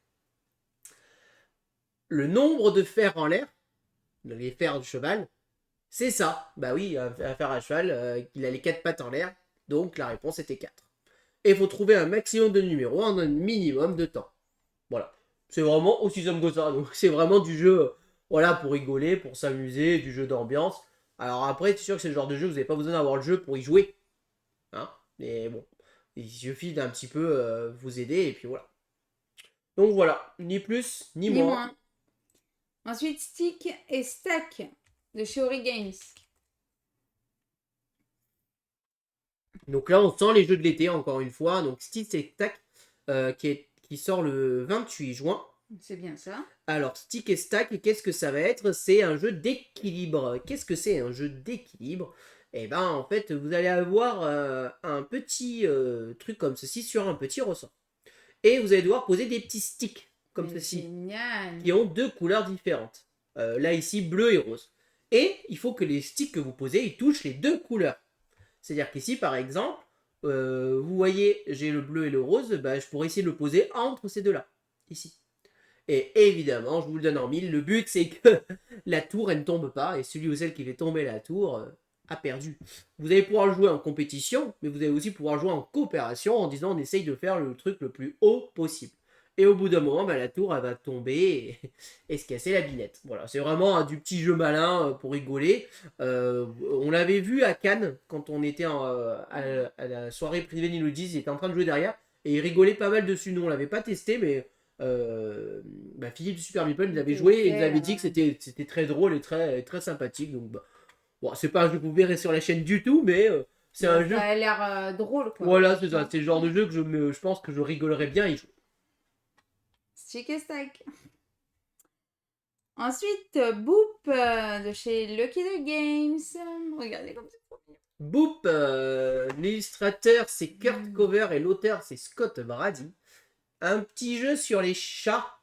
Un petit chat, et cette fois-ci, Un petit tapis. vous allez voir le petit tapis, mais melotonné, Mm. carrément. C'est-à-dire que vous allez vraiment avoir les petits coussins et tout pour Ah, poser c'est trop chou. vos petits chats. Et le but du jeu, bah, c'est d'aligner 3 chats. Et comment vous allez faire? Au début, vous n'allez pas jouer des chats. Vous allez jouer des chatons qu'il va falloir transformer en chats. Pour transformer un chaton en chat, il faut aligner 3 petits chatons et ça donne un chat. Et dès que vous allez aligner 3 chats, vous allez gagner la partie. Sauf que quand vous posez un chaton ou un chat, vous allez pouvoir les déplacer. Les chatons bougent les chatons, les chats bougent les chats et les chatons. Et à chaque fois, vous allez les décaler dans le sens. C'est-à-dire que si par exemple ici je pose un pion et je décale lui il va être décalé vers le fond. S'il y avait un autre pion, lui aussi aurait été décalé. Voilà, et ça va faire effet boule de neige. C'est vraiment du jeu où vous allez décaler sur décaler. Si je décale en diagonale, ça peut vraiment faire du mouvement. Voilà, lui je décale là, qui pousse lui. Enfin voilà, ça fait vraiment des mouvements. C'est du jeu abstrait au final. On incarne des chats, mais on aurait pu incarner n'importe quoi d'autre, ça marcherait. Et bah, le but, c'est vraiment de faire un alignement de 3. Ça avait l'air assez malin. Et bah, celui-ci, on va le présenter. Oui, on va vous présenter un jeu sur les chats, encore une fois. Voilà. Et là, t'es plus attiré par ça. Ça, je suis très attiré. Moi, j'aime les jeux abstraits. J'aime beaucoup la mécanique, ça me plaît. Bon, j'aurais préféré que ça soit pas des chats, mais autre chose. Mais en soi, le thème est cohérent et fonctionne. Et là, c'est pas des chats dans l'espace. Voilà. Donc, bah, on vous en parlera quand on aura reçu la boîte. Boop. Ensuite, Kingdom Defenders de chez Edition Supreme. Je sais pas quoi. Je me rappelle plus. Kingdom Defenders, l'auteur est German Pierre Milan et l'illustrateur David Arena. Alors, qu'est-ce que vous allez faire dans Kingdom Defender? Eh ben, c'est un jeu compétitif dans lequel on va incarner de courageux héros. Alors, c'est une sorte de... alors, j'allais dire un mélange... C'est pas du donjon crawler, je crois, mais je cherche la mécanique. Collection gestion d'ouvriers. On va incarner des héros donc et on va vivre une petite aventure. Voilà. Alors, je vous avoue que celui-ci, je l'ai pas trop bossé. Je suis désolé, je l'ai un peu zappé. Ah, mais voilà, c'est du placement d'ouvriers. On va venir se placer, récupérer des ouvriers. Bon, je vais pas rentrer dans les détails, je l'ai pas bossé. Je suis désolé, je l'ai zappé. Pitch Express. Voilà, celui-là je l'ai zappé, mais par contre le thème me plaît beaucoup. Je sais pas mécaniquement comment ça se passe. C'est Fantasy et Heroic Fantasy qui fait ça, donc gestion d'ouvriers. Donc c'est sûrement une sorte de pose d'ouvrier. Hein, manière on voit les emplacements et tout, donc je pense qu'on est vraiment sur du pose d'ouvrier.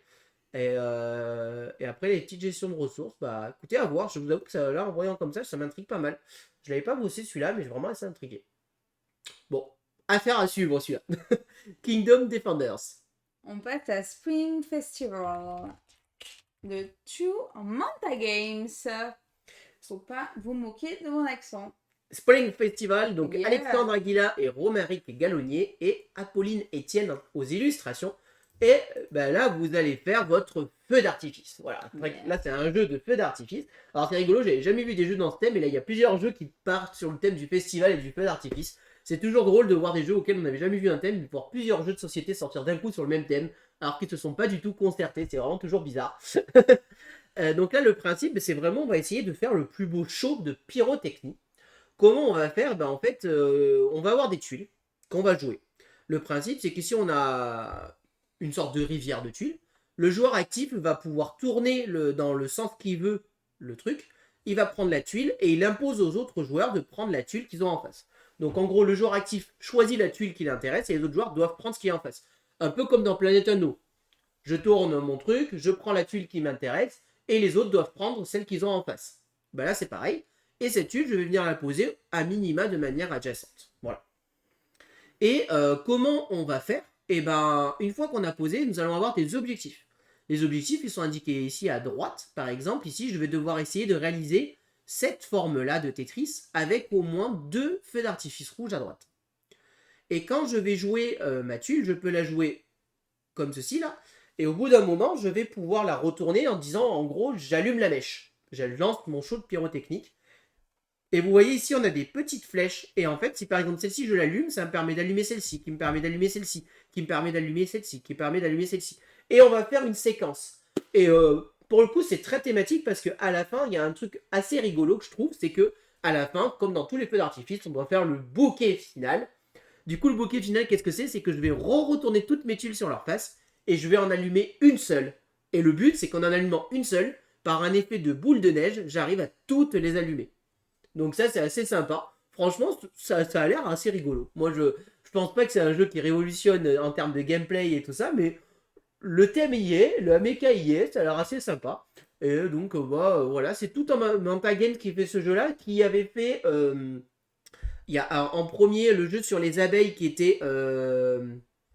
comment il s'appelle ce jeu sur les abeilles mince. Non, non, pas celui-là. Ah. Alveola. Ah Voilà. oui. Qui avait fait Alveola avant en premier jeu. Et là, ils sortent leur deuxième jeu. Bah écoutez, Alveola a déjà été un jeu qui m'avait pas mal attiré, même si finalement on ne l'avait pas testé. Mais là, j'avoue que celui-ci aussi, moi, je suis plutôt intrigué. Voilà. Et donc là, le thème, c'est on fait le feu d'artifice pour le nouvel an chinois. Voilà, Spring Festival. On passe à Dune Imperium Insurrection de chez Lucky Duck Games. Alors, la suite, alors, c'est pas la suite, c'est un standalone de Dune Imperium. Et on parlait tout à l'heure de Wingspan, justement, en comparaison avec Wingspan, bah là, c'est pareil. Hein. Très clairement, on a un nouveau Dune Imperium qui sort, c'est un standalone, qui est plus complexe que son prédécesseur, qui va ajouter des choses plus expertes pour les joueurs qui... en gros, il va vraiment s'adresser aux joueurs qui ont poncé Dune Imperium, le premier, et qui en veulent plus. Voilà. Qui veulent très clairement un jeu plus expert, plus travaillé, avec un peu plus des actions réfléchies et tout ça. Un peu moins peut-être intuitif d'ailleurs. Mais qui va apporter de la rejouabilité et un nouveau standalone. Voilà. Ça va ajouter quand même quelques nouvelles mécaniques, puisqu'on va voir les verts, là vous voyez les figurines, les verts qui n'étaient pas dans le premier qui arrivent, qui vont être très très forts en combat. Voilà. Donc là, vraiment, très très fort en combat. C'est les gros vers de terre qui vont massacrer un petit peu tout le monde. Et sinon, vous allez avoir plein de nouvelles actions, plein de nouveaux placements. Voilà. Bon, il s'adresse très clairement aux fans de Dune Imperium et qui veulent plus, qui en attendent plus. Personnellement, moi, Dune, on a beaucoup aimé. On a beaucoup aimé, mais j'ai pas poncé, je pense, assez le premier pour revoir le deuxième. Voilà ce que je peux vous dire sur Dune Imperium Insurrection. Donc Toko Maja, donc c'est Johan Moscardo et Clément Beauséjour. Et l'illustrateur, c'est aussi Johan Moscardo. Donc alors là, c'est vraiment... D'ailleurs, on reconnaît encore cette fameuse étoile qui a été copiée plusieurs fois, qui ressemble à l'étoile de Skijo Action à chaque fois. Oui, je ne sais pas vrai. qui a copié sur qui, mais on la retrouve dans plusieurs jeux, ce format d'étoile un peu... Je sais plus, c'est caché. Et alors là, c'est vraiment du One jeu... City. One City, ouais, c'est ça. C'est vraiment du jeu très simple. Hein. On va vous distribuer des cartes. Et le but du jeu, c'est de faire des brelans. Voilà. Vous allez avoir devant vous 3 paquets de cartes. Avec 3 cartes. Voilà, tout simplement. Et votre tour de jeu, c'est où je prends une carte face visible, l'une que je veux, ou je le pioche. Au bout d'un moment, je vais réussir à faire des brelans. Dès que je pose un brelan 2 devant moi. Je vais marquer 2 points. Parce que j'ai fait un brelan 2. et je récupère le jeton de majorité des Brolands de 2. C'est inversement proportionnel. Qu'est-ce que ça veut dire? Comme dans Loom 42, les Brolands de 5 me rapportent 5 points. Mais la majorité des Brolands de 5 me rapportent pas beaucoup de points. Alors que les Brolands de 1 me rapportent un point, mais la majorité des Brolands de 1 me rapportent plus de points. Voilà. Et c'est juste un jeu comme ça. C'est où je pioche et je fais un Broland, ou je fais autre chose. Enfin, je pioche pas, voilà. Mais c'est vraiment très simple. Ça se joue de 2 à 6 joueurs, donc on est vraiment sur du jeu basique.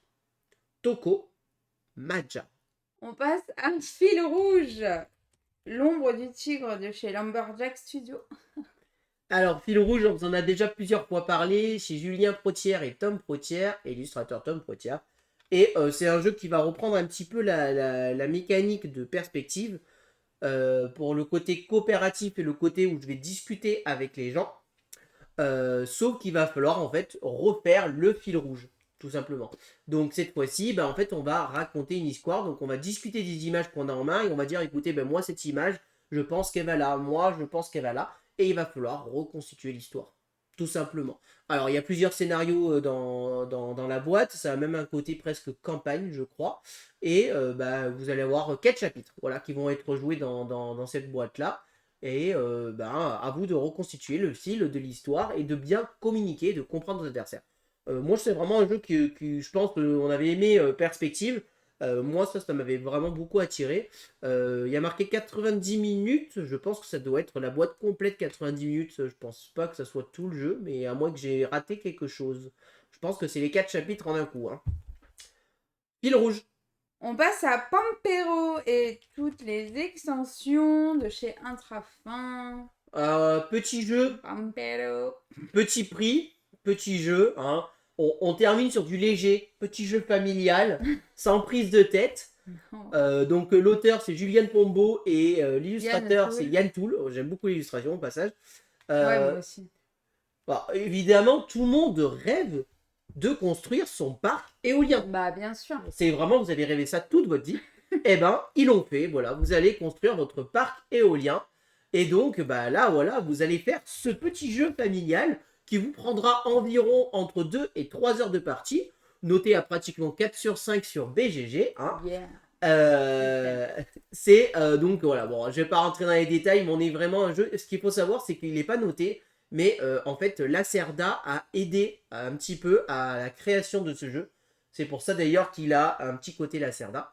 On est sur du gros jeu expert, gros jeu de gestion. Vous allez donc devoir construire vos éoliennes. La mécanique de carte est quelque chose d'un peu connu puisque vous allez en fait. Alors je sais plus quel jeu permet de faire ça, mais on l'a fait dans l'évacuation il y a pas longtemps. C'est je vais avoir des cartes en main et je vais poser mes cartes à un endroit pour faire l'action de ma carte dans la zone associée. Là, par exemple, je pose une carte en B, je vais faire l'action dans la zone B. Voilà, donc il y en a plusieurs, je choisis la zone, etc. Parmi les actions que je vais pouvoir faire, je vais construire des éoliennes, je vais pouvoir construire des pylônes, je vais pouvoir déplacer mes tractopelles, etc. Alors là, le plateau, on voit que ça se remplit, on voit les éoliennes qui se font, on voit les petits pylônes électriques qui vont alimenter. Normalement, on doit avoir nos tractopelles qui se baladent. Voilà, et on les voit là, nos petits tractopelles. Et franchement, moi, c'est vraiment ma came de jeu. Voilà, j'ai envie de jouer à ça. Moi, je vois ça, il y a plein de gens, ça leur fait peur, j'ai pas du tout envie. Moi, je vois ça, j'ai envie d'y jouer. Voilà, vraiment, je vous dis, j'ai envie de tester ce jeu. Ici, là, vous allez avoir une piste qui va vous débloquer plein de bonus. Ici, d'autres pistes. Je ne vais pas rentrer dans les détails de tout ce que vous pouvez faire dans un jeu comme ça. Hein. C'est un jeu qui prend énormément de place. Hein. Prévoyez une grande table, hein, je vous préfère vous prévenir. C'est vraiment. Les plateaux perso sont énormes. Et quand je vous dis énorme, c'est vraiment énorme. Et le plateau central prend aussi beaucoup, beaucoup de place. Voilà. Moi, je suis. Voilà, on l'avait vu à Cannes, je suis hyper attiré. Pampelo. Pampelo. Et attends, tu fais un parc éolien en Uruguay. Hein. Ah, punaise. Parce qu'en fait, c'est la Pampero, c'est en Uruguay en fait. Ok, très bien. Je le savais. Le suivant. Slay the Spire. Spire, je sais pas. de chez Matago. Alors, Slay the Spire, Spire. encore un jeu. Alors, on est dans les jeux à 100 euros là. Donc, l'auteur c'est Anthony Giovannitti Kazeyand et Gary Dworski. Et l'illustrateur c'est Anaïs Dorta, Bruce Brunsi, Jazzy David Lanza Seoria. Ah. J'y arrive. Alors, Slay the Spire, c'est un jeu de gestion et de collection avec du deck building principalement. Qu'est-ce que vous allez faire? Alors, c'est un jeu à campagne, si je ne veux pas dire de bêtises, hein, mais il me semble bien que c'est un jeu à campagne. Je veux pas dire de bêtises. Oui, c'est ça. J'avais peur de confondre avec un autre jeu. C'est moche ça. Les photos.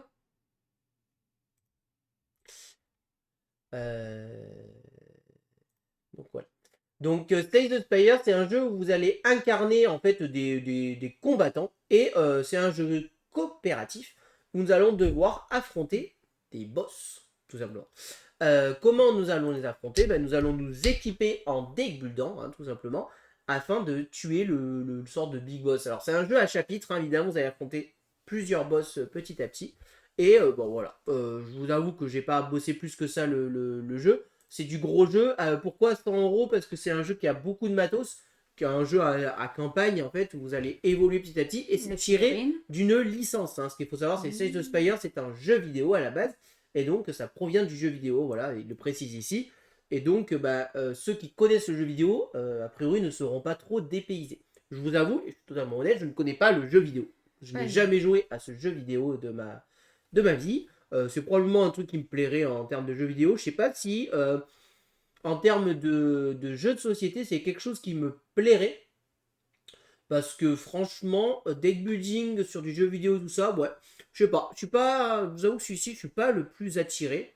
Bon, à tester peut-être à l'occasion, quelque part, chez des amis ou quoi. Voilà ce que je peux vous dire sur Slay the Spire. On passe à Deep River de chez Labo Ludique. Alors, Deep River, donc on va guider des saumons ou des anguilles en essayant de ne pas se faire manger par l'ours. Alors, le jeu est assez simple, en fait, vous allez avoir un ours qui est placé au milieu, qui va se diriger de plus en plus vers les anguilles ou vers les saumons, en fonction de comment on va jouer. À notre tour de jeu, on va jouer des tuiles dans la rivière qui vont faire des actions. Les tuiles vont nous permettre de déplacer nos anguilles d'un côté ou le saumon de l'autre pour marquer des points. Plus on va les déplacer, plus on va les retourner, on va réussir à marquer des points. Nous allons aussi avoir des tuiles qui vont faire déplacer l'ours. La partie s'arrête quand ou l'ours est arrivé dans le camp de l'un des deux, ou qu'il y a deux tuiles rivières sur l'une des extrémités. Sachant qu'on commence par jouer les tuiles au milieu. Voilà. Et c'est une sorte de jeu de tir à la corde stratégique à 2 joueurs. Hein, c'est un pur 2 joueurs, je ne sais plus si je l'ai précisé. Ouais. Et vraiment, ça a l'air assez malin. Moi, ça me plaît beaucoup. J'aime beaucoup la DA. C'est tout en bois, tout joli. Comme ça, on dirait que c'est un jeu pour enfants. La couve, je suis moins fan parce que je suis d'accord avec toi que Ouais. quand on voit ça, on dirait que c'est un jeu pour enfants, alors que pas tout à fait. C'est quand même à partir de 10 ans.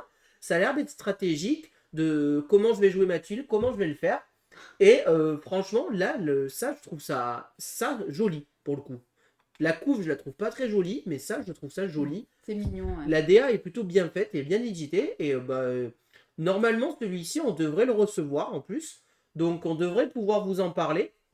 Bon, les jeux qui se prêtent à deux, voilà, c'est vraiment typique pour nous. Et je suis vraiment assez attiré par ce jeu-là. Et en plus, avec un thème, on incarne des anguilles et des saumons. Bon, c'est rigolo. Toi, tu incarneras les saumons, je suis sûr. Bah, bien sûr. Mais voilà, à tester. Deep River. On passe à Qu'en dira-t-on de chez Frivol? On termine par le meilleur jeu de l'année. Qu'en dira-t-on? L'auteur est Anatole Doucik et illustré par l'équipe. Bon, de manière en même temps, il n'y a pas vraiment d'illustration. Hein. Qu'en dira-t-on? En fait, c'est un jeu de déduction coopérative où les joueurs vont devoir débattre afin d'identifier un personnage mystère parmi leurs proches. Qu'est-ce que c'est ce jeu-là? En fait, on va tous se prendre un petit calepin et on va noter une personne proche. Un ami, quelqu'un de la famille, ou une personne qu'on connaît. Voilà. Et à partir de là, une question va être posée. La question, ça va être, par exemple, Cocher les noms. quelle est la personne qui serait le plus propice à manger des poireaux? Un truc comme ça, je sais plus le nom. Moi. Et ben, à nous de nous mettre d'accord pour penser la même personne que le gars qui a posé la question. Voilà. C'est-à-dire que le gars qui a posé la question, il va voir tous les noms, il va penser à une personne et dire ok, je pense que c'est celle-là. Et les autres, ils vont devoir se mettre d'accord sur quelle est la personne qui bouffe le plus de poireaux. Bon, là, j'ai posé cette question débile, je sais plus quelle est la question, là, j'arrive pas à lire l'exemple, mais voilà, il y avait un exemple ici, mais voilà. Et donc, bah, c'est du jeu d'ambiance hein, pour rigoler et pour s'amuser, tout simplement. Voilà. Quand On dira dira-t-on. ton. On passe au pitch express. Allez. Alors, première du coup semaine le 7 avec Superco quotidien à la maison de chez Genot. Là, à gauche. Donc, super quotidien à la maison. Donc, ça, c'est probablement le jeu de l'année à 60 €. Bon, dès 3 ans. Mais qu'est-ce que c'est que ce truc? En fait, Ah, c'est un jeu éducatif et ludopédagogique. Bon, Voilà. voilà. Si jamais ça vous intéresse de mettre 60 € pour un jeu éducatif et pédagogique, super coco quotidien à la maison. Ensuite, Pilo de chez Blue Orange. Non, Pilo, pas Pilo.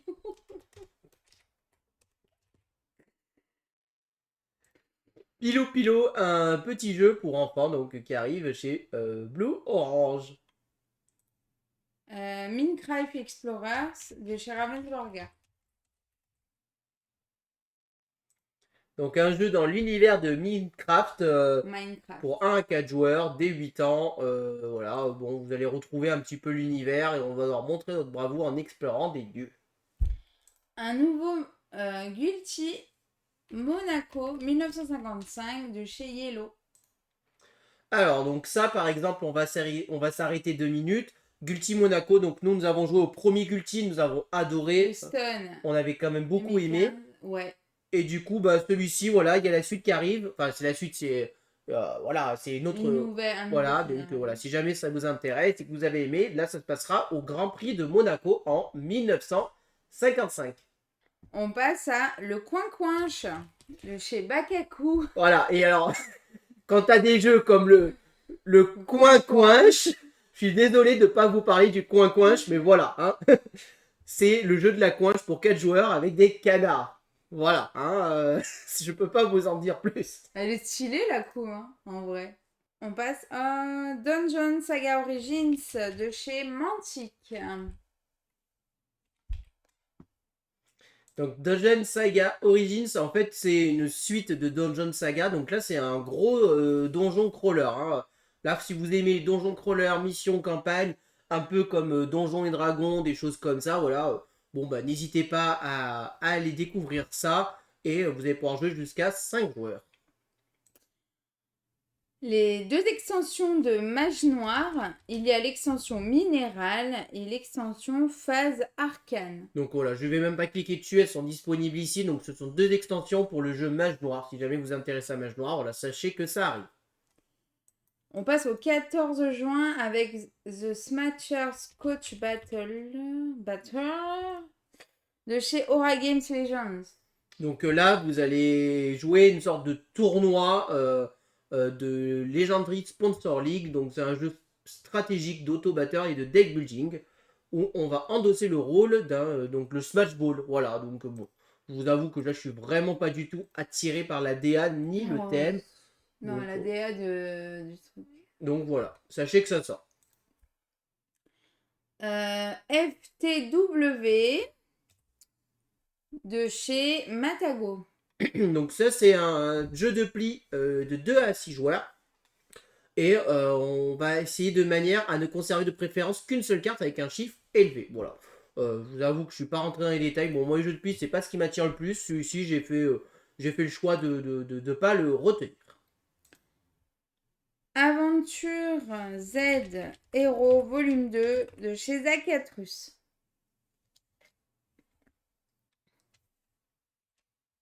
Là, à gauche. En haut. Donc en fait là pas une extension mais c'est une suite du premier jeu qui s'appelait Aventure Z Hero. Donc voilà, si vous avez aimé le premier volet et que vous voulez une suite, bah voilà, sachez que ça arrive. Pas forcément 6-3 PO. C'est vrai que c'est ce qui a marqué sur la boîte, mais s'il n'y a pas marqué sur Ludum jeu en anglais, ça veut dire que c'est bon, quoi. Bon, il doit être en français, ouais. Oui, oui, oui. Rallyman Dirt et les extensions. Alors là, je vais m'arrêter 2 minutes. C'est typiquement le genre de jeu que je me suis pas arrêté dans le sens où Une réédition. c'est même pas une réédition. En fait, vous savez que Rallyman était édité par donc Holy Grail. Holy Grail a déposé le bilan, mais Synapse, et donc plus Rallyman, d'ailleurs on voit bien le logo. Ah non, là c'est toujours Holy Grail, mais normalement ça va être Synapse qui a racheté les droits de Rallyman et qui le ressort avec plein d'extensions, avec toutes ces extensions, et qui va continuer de vendre le produit. Donc voilà, si vous avez aimé Rallyman et que vous voulez découvrir, voilà, donc sachez que Rallyman va revenir en stock avec toutes ces extensions, voilà, qui est un jeu de course, de course de rallye, hein, tout simplement. Mystère dans la vallée des rois de chez Platonite Games. Et c'est un nouveau dossier criminel. Exactement, donc nous on est fans des dossiers criminels, donc voilà, vous pouvez y aller les yeux fermés, nous on adore ça. Celui-ci est un peu plus expert, il est annoncé comme un peu plus difficile et va demander un peu plus de réflexion. Heroes of Might and Magic 3, Tree, le jeu de plateau de chez Archon Studio.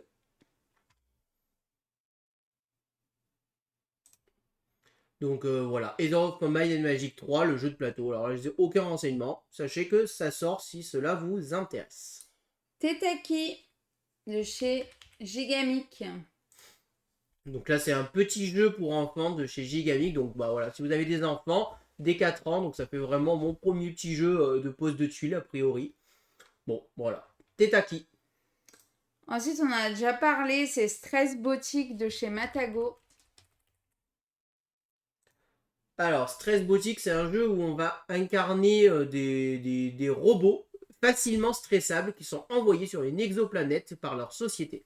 Alors, c'est du gros jeu expert, hein, voilà. Je vous avoue que j'ai vu le plateau, mais ça m'a vraiment pas donné envie. Je vais quand même vous montrer rapidement le plateau si vous voulez voir un peu ce que ça donne, mais je vous avoue que là, pour le coup, ça m'a arraché les yeux. Vraiment, j'ai trouvé ça très moche. Donc là, vous allez avoir le plateau ici. Voilà, une partie du plateau. Avec les sortes de pseudo-pistes et ici les sortes de déplacements que vous allez pouvoir faire avec vos vaisseaux. Mais alors, vous allez aussi avoir les plateaux perso.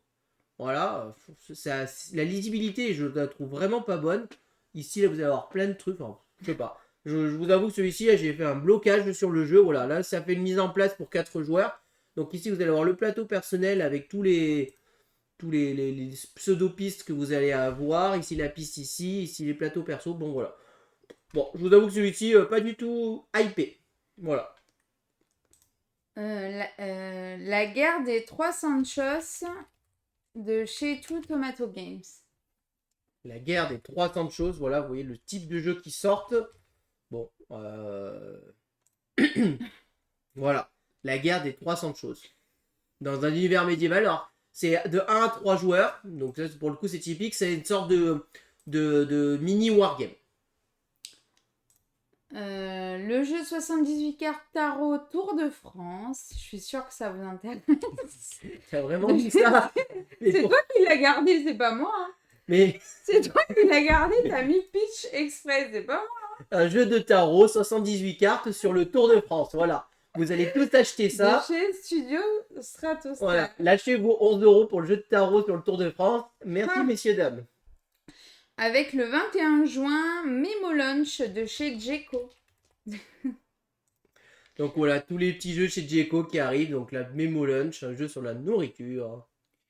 Horror Arkham JCE, les dévoreurs de rêves de chez Fantasy Flight Games. Donc une extension qui arrive pour Horror Arkham. Donc une nouvelle extension. Alors je sais pas laquelle c'est, les dévoreurs de rêves. Bon, si jamais ça vous intéresse, sachez que ça arrive. Cartographers Mapac 2 de chez Intrafin. Donc de nouvelles cartes en fait pour cartographeur qui va vous apporter des blocs de feuilles à cartographier qui va changer un petit peu en fait, hein, tout simplement. Donc vous allez avoir les étendues glacées, les steppes de Ketra et Ornheim. Presse patate de chez Blue Orange. Donc Presse Patate, un jeu d'ambiance de 3 à 8 joueurs dès 8 ans. Donc voilà, c'est un jeu d'ambiance d'action et de comptage rapide. Yes. Voler le crayon du jeu, compter aussi vite que tu peux et lancer le dé action. Donc en fait, il faut compter très rapidement des chiffres pendant que les autres joueurs vous embêtent et vont lancer des dés pour faire des choses à côté. Extension d'Anachronie Future Imperfect de chez Super Meeple. Donc là, vous avez une extension qui arrive sur Anachronie. Ouais. Si jamais vous êtes fan d'Anachronie, bah ouais, sachez qu'il y a une extension qui arrive. TTMC Musique Francophonie de chez les éditions de base, un nouveau TTMC sur le thème de la musique. Donc TTMC Francophonie et petite annonce au passage sur TTMC pour ceux qui ne le savent pas. Sachez que TTMC vient d'être racheté par Pixie Games. Ah Donc d'accord. voilà, tout TTMC maintenant appartient à Pixie Games qui sera donc toujours distribué par Pixie Games bien évidemment. Ok. On passe à Micro Macro Cream City Epic Case de chez Spielweers. Il y a marqué qu'il y a besoin du jeu de base. Est-ce que ça va mettre... Donc là, c'est un micro-macro qui va rassembler les quatre boîtes d'avant pour faire une carte géante. Et sur cette carte géante, vous allez faire un micro-macro. Voilà. Et vous allez avoir 3 enquêtes XXL. Une expérience inédite avec des enquêtes XXL comprenant une trentaine de cartes. Et vous avez intérêt à avoir de la place pour foutre les 4 cartes déjà, je vous le dis. Hein. Escape from New York de chez Matago. Donc Escape from New York, donc celui-ci aussi, j'ai fait le choix de ne pas le présenter plus que ça parce que pas du tout intéressé. J'ai vu une vidéo dessus, ça m'a vraiment pas intéressé. C'est une mélange de semi-coop, placement de tuiles. Bon, ça avait l'air un peu chelou pour être honnête, donc pas trop intéressé. Mais par contre, c'est issu d'un film, je crois. Voilà, c'est ça, l'adaptation d'un film qui est donc de s'échapper de New York. Coucou Supermat, des gros bisous. Oui, on a bientôt fini. Tu peux rebaptiser une chambre, c'est ça. On passe à... Alors, il y a 4 nouveaux jeux de la gamme Zoologique de chez Djeco. Tac, tac, pour que je prenne mes notes. Zoologique. Ouais, Zoologique. Non. Non, c'est pas grave. Il y a Impossible Océan, Impossible Animaux, Tour d'Hanoï et Anne Rouge.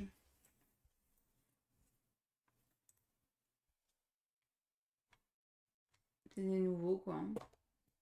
Vas-y, regarde, marque Impossible Océan. Voilà. Donc là, il y a 4 gammes comme ça qui sortent. Bon, si ça vous intéresse, les jeux de Djeco pour les enfants.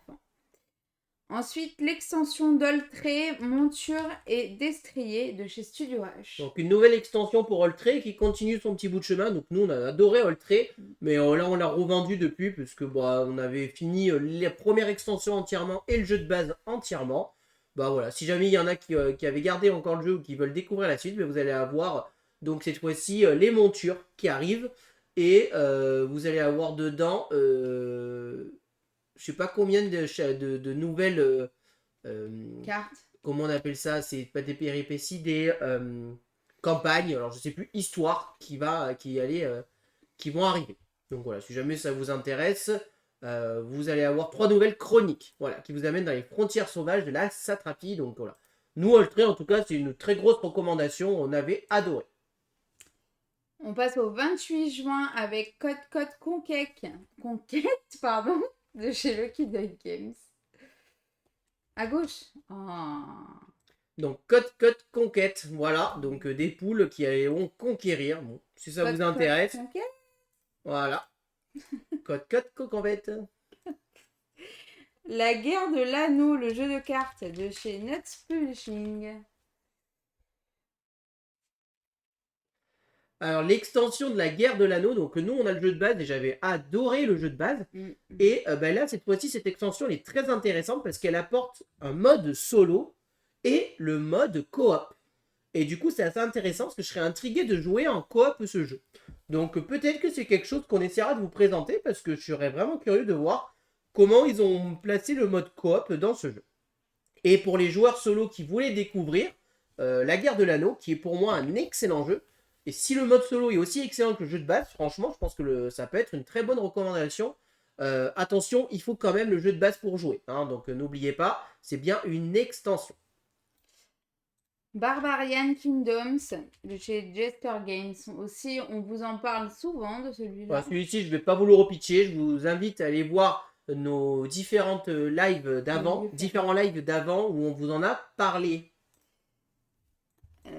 Siège de Valeria de chez Bad Boom Games. À gauche. Non, c'est tout. Je sais pas pourquoi il l'a enlevé. Donc Siège de Valeria, donc là c'est un jeu de tower defense et de survie rapide, mais c'est un pur jeu solo. Voilà. Donc celui-ci, je vous inviterai à aller voir la chaîne Zugma en solo, qui je crois en a parlé dans les sorties de juin. Donc si vous voulez en savoir plus sur ce jeu solo là, vu que c'est un pur solo, il en parlera bien mieux que nous. Mais voilà, pour les amateurs de solo, là, sachez qu'il y a Siège de Valeria qui arrive. Fake Crystal de chez Arkham Society. Pareil, on vous en a déjà parlé plein de fois. Donc voilà, bon, on va pas vous en reparler. Jeu à moitié de bluff et d'enchères. Vraiment très sympa. Hein. Bon, moi j'avais beaucoup aimé. Il est retardé tout le temps. Je sais pas ce qui fait qu'il retarde sa sortie. Si c'est un souci d'édition ou quoi. Mais en tout cas, c'était plutôt un jeu agréable. Les Aventuriers du Rail, Iberia et Corée du Sud de chez Day Wonders.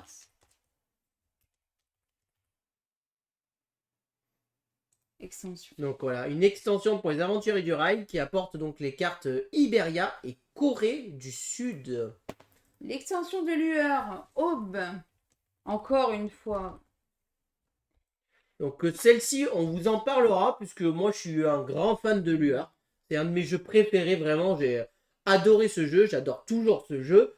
Donc on se la procurera ou on la recevra, mais quoi qu'il arrive, ça c'est un truc qu'on aura. Et je pense qu'on vous en fera un live parce que rien que pour pouvoir rejouer à Lueur pour le plaisir, moi, vraiment voilà. Et bon, c'est une extension qui apporte un joueur supplémentaire, si je me rappelle bien. Ouais, le joueur rose. Des nouveaux dés supplémentaires et des nouvelles cartes. Voilà. L'extension La Bête Hurlement de chez Multiverse.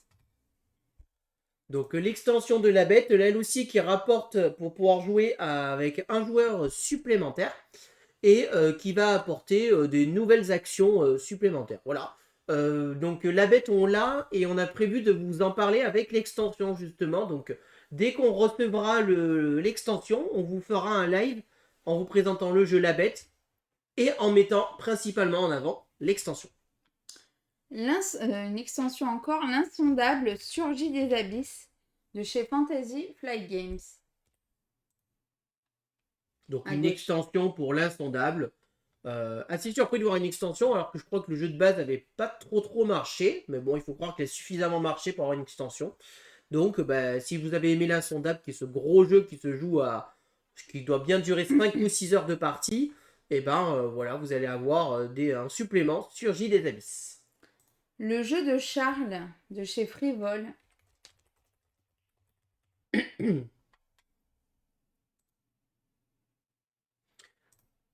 Le jeu de Charles, donc le jeu de Charles, c'est un mélange parfait entre blind test et karaoké. Le jeu qui t'autorise à chanter comme une casserole. Donc c'est un jeu, c'est assez rigolo. C'est assez rigolo, c'est un jeu où tu vas devoir chanter une chanson sur un air d'une autre chanson. Ah oui, c'est vrai. Donc là, par exemple, chanter... On avait essayé, c'était horrible. Voilà, chanter La Bohème de Charles Aznavour sur l'air de... Aznavour sur l'air de Mamma Mia de ABBA. Voilà. Donc je vous laisse essayer de chanter comme ça, moi je sais pas chanter. Et le dernier jeu, l'extension du Seigneur des Anneaux JCE, Aaron Mithril de chez Fantasy Flight Games. Donc une extension qui arrive donc pour le Seigneur des Anneaux JCE si vous êtes intéressé. Et voilà. J'espère que cette vidéo vous a plu. Si vous avez aimé, n'hésitez pas à vous abonner à la chaîne, à aimer la vidéo, à commenter la vidéo. Et puis on vous dit à très bientôt pour de prochaines vidéos. Merci beaucoup, à bientôt, au revoir. Au revoir et n'hésitez pas à nous rejoindre sur les réseaux sociaux.